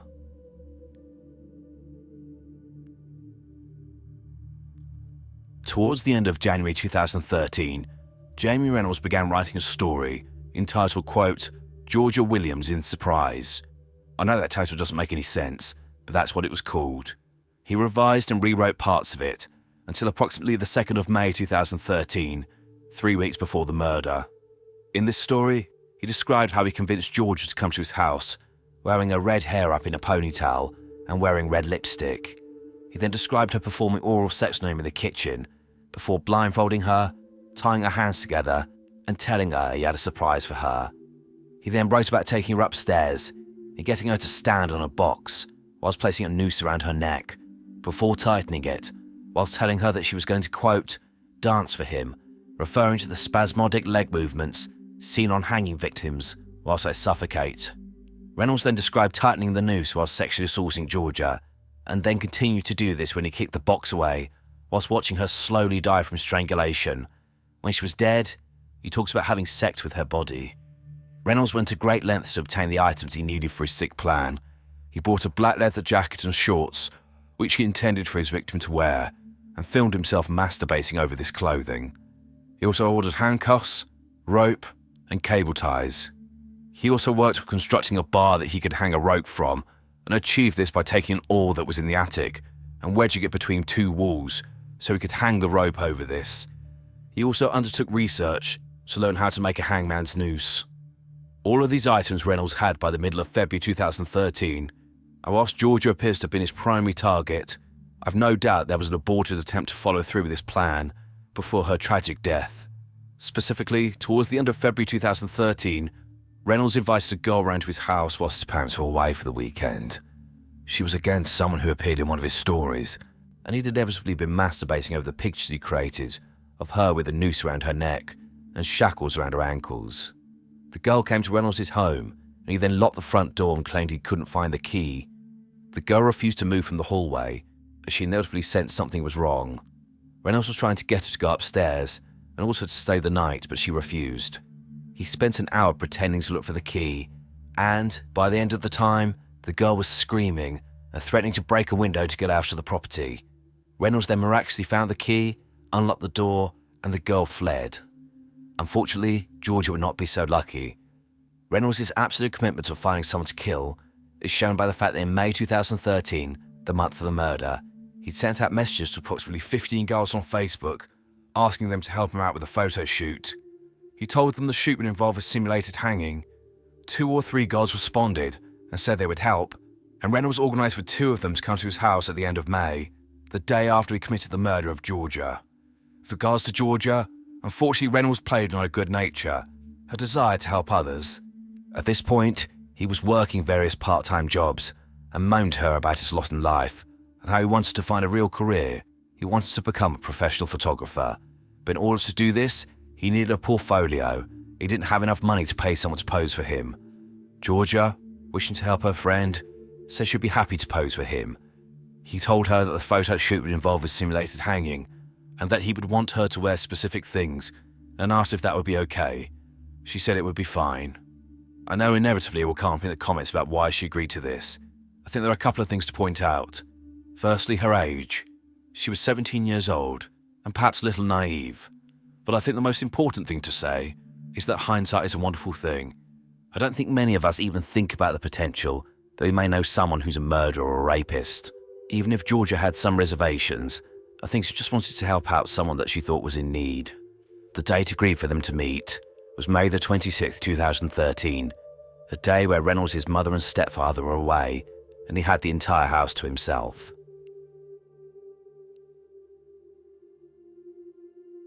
On the 26th of May 2013, Jamie Reynolds left his job at a shop in Wellington's around 4:15 p.m. He then went to a pub for a drink. He was described by those who saw him as being in a happy mood. He then returned home and began to set the scene for the murder. He wedged the oar between 2 walls upstairs and draped the hangman's noose he'd made over it, with the free end coiled on the floor. He also placed a box under the noose. He then took a picture of this setup, which was recovered later. During this time, he was in contact with Georgia, checking she was still coming round, and asking her to wear red lipstick and put her hair up in a ponytail, just like in his story. He also texted the 2 other girls who he'd arranged to meet, asking if they were still available, with him inevitably having backup plans in case George didn't come for any reason. Between 6:15 p.m. and 6:31 p.m, Reynolds sat watching extreme pornography, including videos showing women being strangled, with their hands tied behind their back, or hanging from a beam. Another video he watched showed a man strangling a woman and then having sex with her apparently dead body.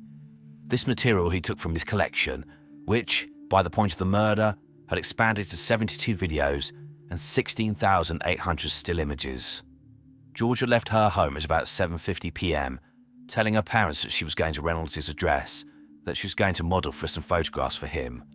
She arrived around 7:55 and changed into the leather jacket and shorts that Reynolds had bought.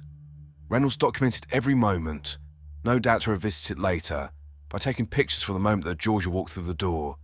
These photographs have not been released to the public for obvious reasons, given what they went on to show, but they are described in court records.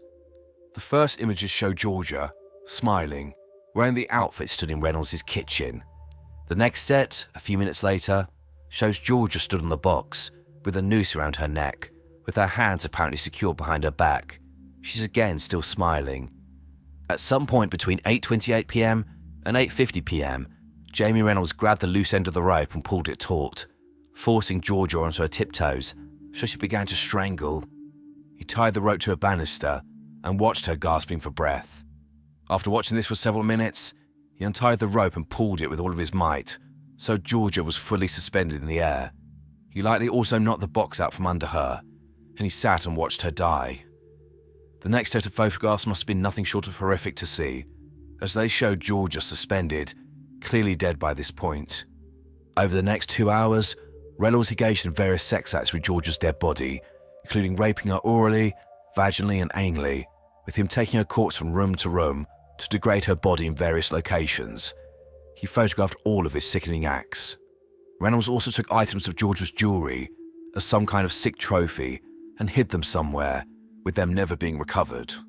When he was finished, he set about covering his tracks and trying to get away with his crime. Reynolds had apparently learnt the passcode on Georgia's mobile phone. How is unclear, but he accessed this device and sent a message to her mother saying that she decided to stay at a friend's house and be back sometime tomorrow. Reynolds also texted the 2 girls he was meant to meet the next day and cancelled his plans.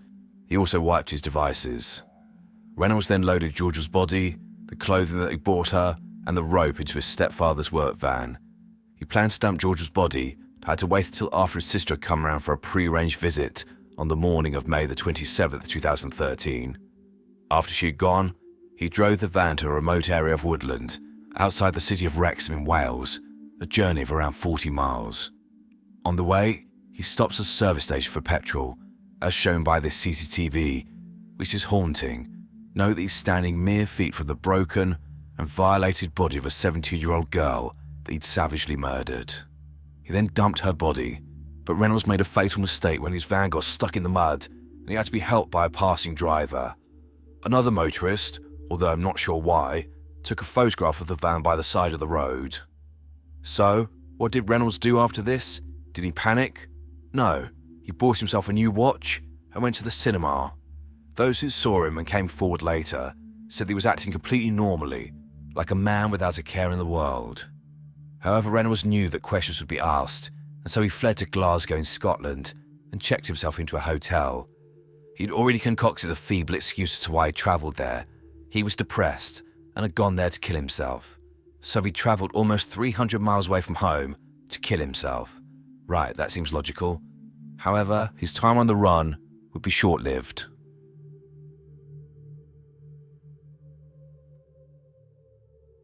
Unfortunately, due to the text message that Reynolds had sent, her family didn't start to worry about Georgia until the 27th of May 2013. When she didn't return on this date, they desperately contacted her friends to see if anyone had seen her.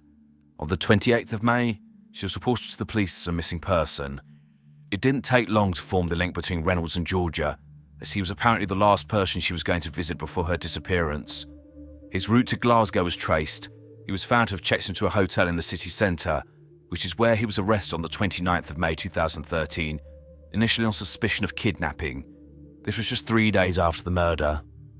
Officers from West Mercia Police made appeals to locate Georgia and asked the public to help trace the movements of the van that Reynolds was driving. The person who took the photograph of him stuck by the road contacted the authorities and gave them the image, placing Reynolds in an area outside Wrexham. The police also searched his home and seized various items, including electrical devices, such as computer and memory sticks. On the 30th of May 2013, Reynolds was transported down south and was questioned over 2 days on suspicion of kidnapping Georgia. Reynolds stuck to his ridiculous story that he'd gone to Scotland to kill himself, but the police had already built a strong case against him quickly. They confronted him with the images they've recovered of Georgia dead from his memory stick, despite his attempts to delete them, as well as the image of him standing by the road near woods in Wales. Reynolds then changed his story, stating that he had flashes of memory of him dragging Georgia through some woods, but he couldn't remember how he got there or what had happened before that. Whilst police were questioning Reynolds on the second day, the 31st of May 2013, they had launched a search of the area in Wales where the photograph of Reynolds had been taken, and they soon found the body of Georgia. She had simply been dumped in open ground, naked, with no effort to conceal her. The police then had to tell her parents that their daughter was dead. Jamie Reynolds still claimed he couldn't remember anything, but it didn't matter. The case against him was airtight, and late on the 31st of May 2013, he was charged with Georgia Williams' murder and remanded into prison to await his fate.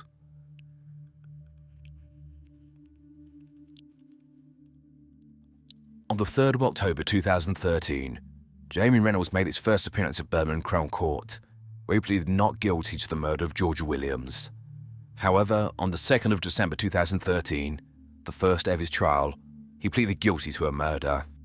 No doubt he knew the writing was on the wall. He would inevitably be convicted, and his only play was to plead guilty, to try and get time off his sentence. However, he was sorely mistaken.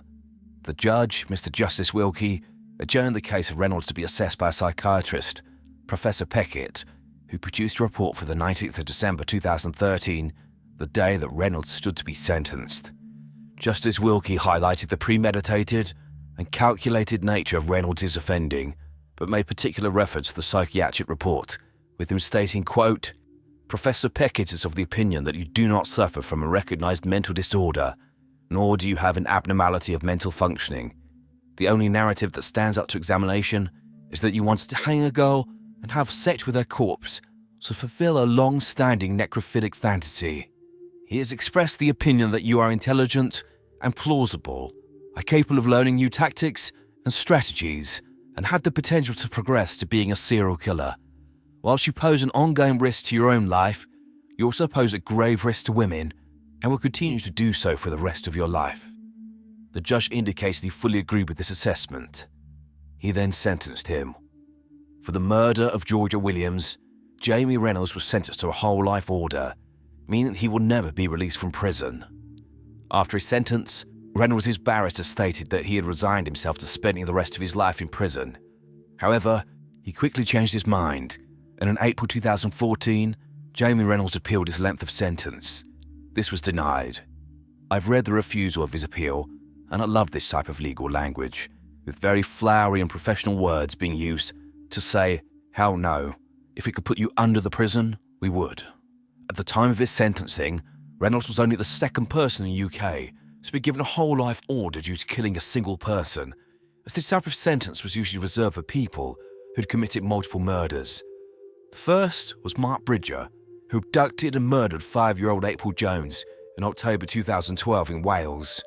Since then, they have both been joined by others, including Thomas Mair, who murdered MP Joe Cox in Birstall, West Yorkshire, on the 16th of June 2016.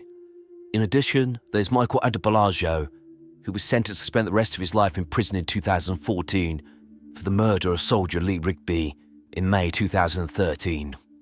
Also, Wayne Couzens, who, whilst a serving Metropolitan Police officer in London, abducted, raped and murdered 33-year-old Sarah Everard in March 2021.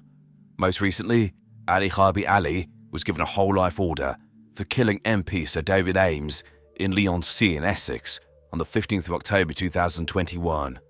However, Reynolds still remains, I believe, the youngest or potentially one of the youngest offenders to be given a whole life tariff, with him receiving his when he was just 23 years old. I have no information about what Reynolds has been up to in prison.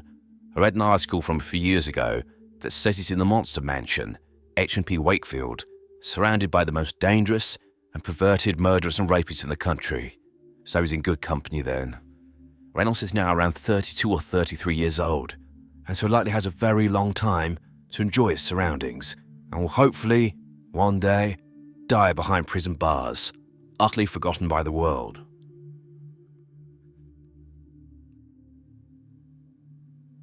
The murder of Georgia Williams laid bare serious failings in multi-agency working. The pieces were there, but no one bothered to put them together. It appears that 2 serious case reviews were commissioned, one which solely looked at West Mercia Police's role in this. Both were scathing.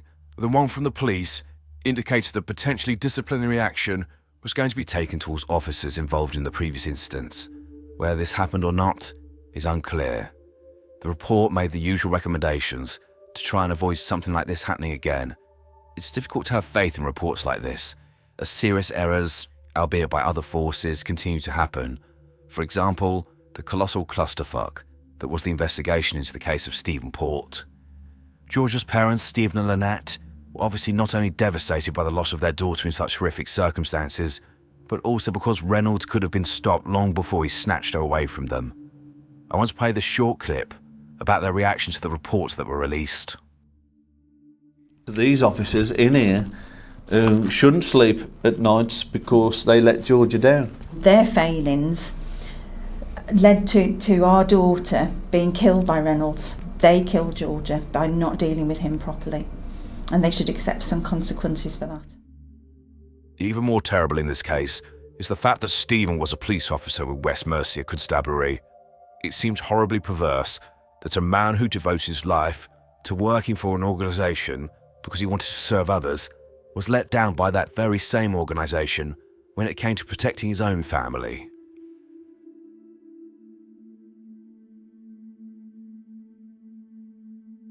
Georgia Williams was laid to rest on June the 14th, 2013 at St Albans Church in the town of Telford, and her funeral was a sign of the young woman she was, how much she was loved and respected by those who knew her and the community as a whole. Her friends tied turquoise and orange ribbons, her favourite colours, along the entire funeral route. Hundreds of air cadets marched to the church from their headquarters and formed an honour guard for the mourners entering the service. Hundreds of pupils from Urquhart Wood Technology College, where Georgia had previously been a head girl, also attended. 20 police cadets marched into the church in ranks of 2 as the church bells tolled to mark the start of the service. The church, which held 450 people, was full to capacity, and the service was relayed via loudspeakers so the hundreds stood outside who had come to pay their respects. The service started with the song All Things Bright and Beautiful, as this was felt to match Georgia's character, and all the mourners were told to wear bright colours to celebrate her life. Her father Stephen read out a poem written by one of her friends during the service, which went, quote, "We thought of you today, but that is nothing new. We thought of you yesterday, and the days before that too. We think of you in silence. We often speak your name. Now all we have is memories, and your picture in a frame. Your memory is our keepsake, with which we will never part. God now has you in his keeping, Georgia, but we will have you in our hearts." As a sign of the impact this tragedy had on the wider community, on the 17th of August 2013, a minute's applause was held before AFC Telford United's next football match. The club now gives a yearly award, known as the United for Georgia Trophy, to young volunteers at the club. The scale of the outpouring of respect and grief for this young woman is a testament to how much she was loved. I want to conclude this section by reading the statement from her father Stephen on behalf of the family, which they wrote before Reynolds' failed appeal in 2014. His words are more powerful than mine could ever be. Quote, "It's now been 1 year and 5 months since pure evil took Georgia's life in the most cruel and unimaginable way possible. Georgia has now missed 2 birthdays, her 18th and 19th, Christmas, and her sister's graduation, and many other family occasions. Each of these days, which should have been joyous occasions, have been filled with grief beyond description for me, Georgia's mum, sister, and the rest of the family. There are no joyous occasions for us anymore. There's just coping. If this isn't enough, we are here today to suffer and put through anguish that we could all do without. To be honest, I'm surprised to be here today to listen to an appeal against the terms of punishment handed down by a Crown Court judge who had obviously considered every aspect of his sentencing options, who explored his reasoning with logic with regard to the laws of this land, with regard to the defendant, with regard to us, and just as importantly, to the rights of the public in the long term. This evil coward obviously doesn't accept that, but what he has to realise is that he was the master of his own destiny when he spent months planning Georgia's death, with such detail and callousness, and then ultimately murdering her. Where is Georgia's right to appeal? Where is our right to appeal against this life sentence that I can only describe as purgatory? There is none, even though I appeal to the highest authority over life and death every night, when I pray to God to give Georgia her life back. A life where she would have continued to make her mark, doing good, serving her country in the RAF, making people happy, sticking up for right against wrong, and most importantly, for us, being part of the family in its journey through life. Georgia never harmed anyone, or ever would. She had save a life on her list for life. She wanted to be a paramedic and serve on the front line with the RAF. I know she would have achieved this and much more. Her life was, and still is, worth indefinitely more than the evil that appeals to this court today. She contributed to life, not took it away. Georgia only went to that house that evening because, in her words, he's a mate, and I don't want to let him down. That was what she told her mum before she left that sunny evening.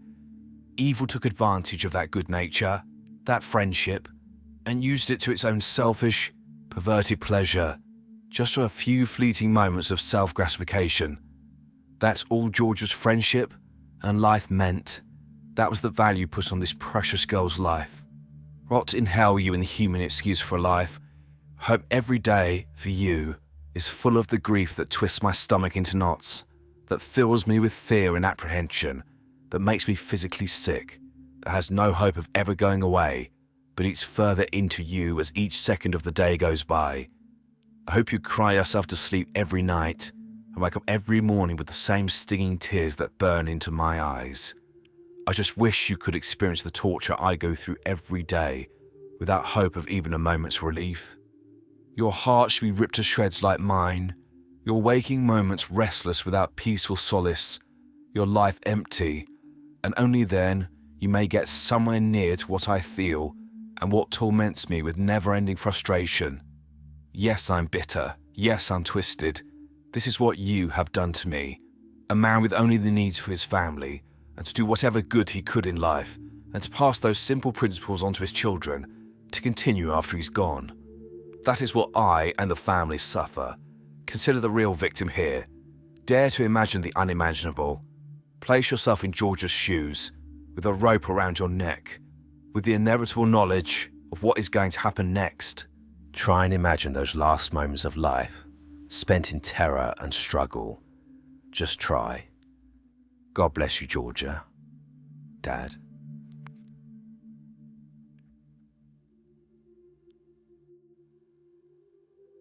The case of Jamie Reynolds is interesting for a number of reasons. Primarily, from my perspective, as a person who wants to understand why people do the things they do, it's the lack of any indication of serious issues in his childhood. As I said during the video, there were some indicators of abuse in Reynolds' childhood, but the psychiatrist who completed the report for his sentence said this was not serious or sustained enough to explain the seriousness of his own behaviour later in life. Obviously, this is an opinion, but I do tend to agree. I cover many cases on here of serial murderers and other violent offenders. A significant trauma in their childhood is usually a factor which has shaped most of them into the people they became. But this isn't true with Reynolds. The more I do these videos, the more I'm becoming convinced that some people are just born evil. I want to clarify what I mean by that. Specifically, I'm coming around to the idea more and more that some people are born with some sort of neurological issues. There's simply something wrong with their brain development. They could be raised in the most loving and caring household, and it wouldn't make any difference. They were still going to kill. Whatever was, or is, wrong in Reynolds' brain meant that his sole focus in life was sexual gratification from the abuse and murder of others. He saw the world very differently to other people. He saw those around him as things. He knew they were alive, but he didn't care or potentially understand that they were, in and of themselves, complex beings with hopes, dreams, desires, fears, etc. No, they were just sacks of meat who happened to share the same space as him. Watching violent pornography day in and day out for years showed him how he could use these objects to get a sense of power and also get sexual gratification.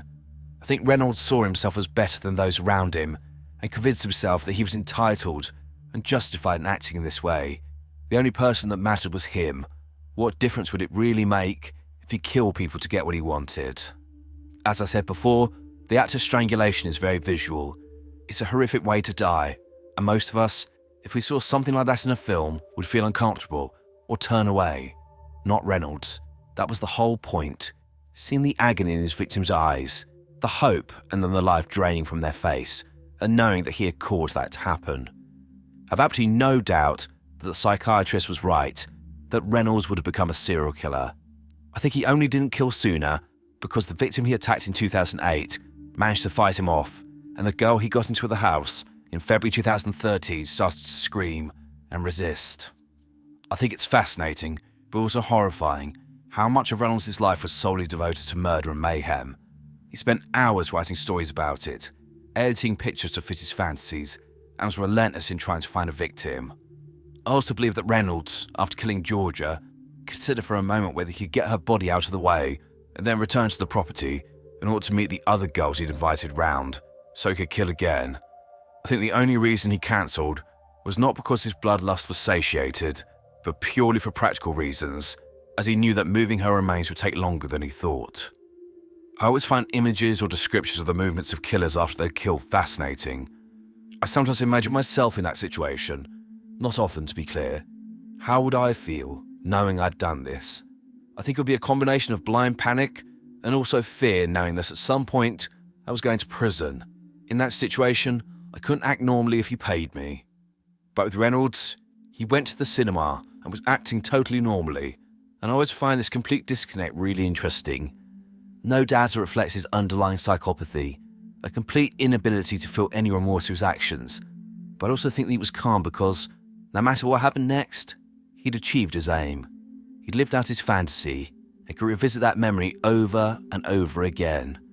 I imagine in the aftermath, Jamie Reynolds, the sadistic, sexual psychopath and necrophile that he is, was probably feeling very pleased with himself.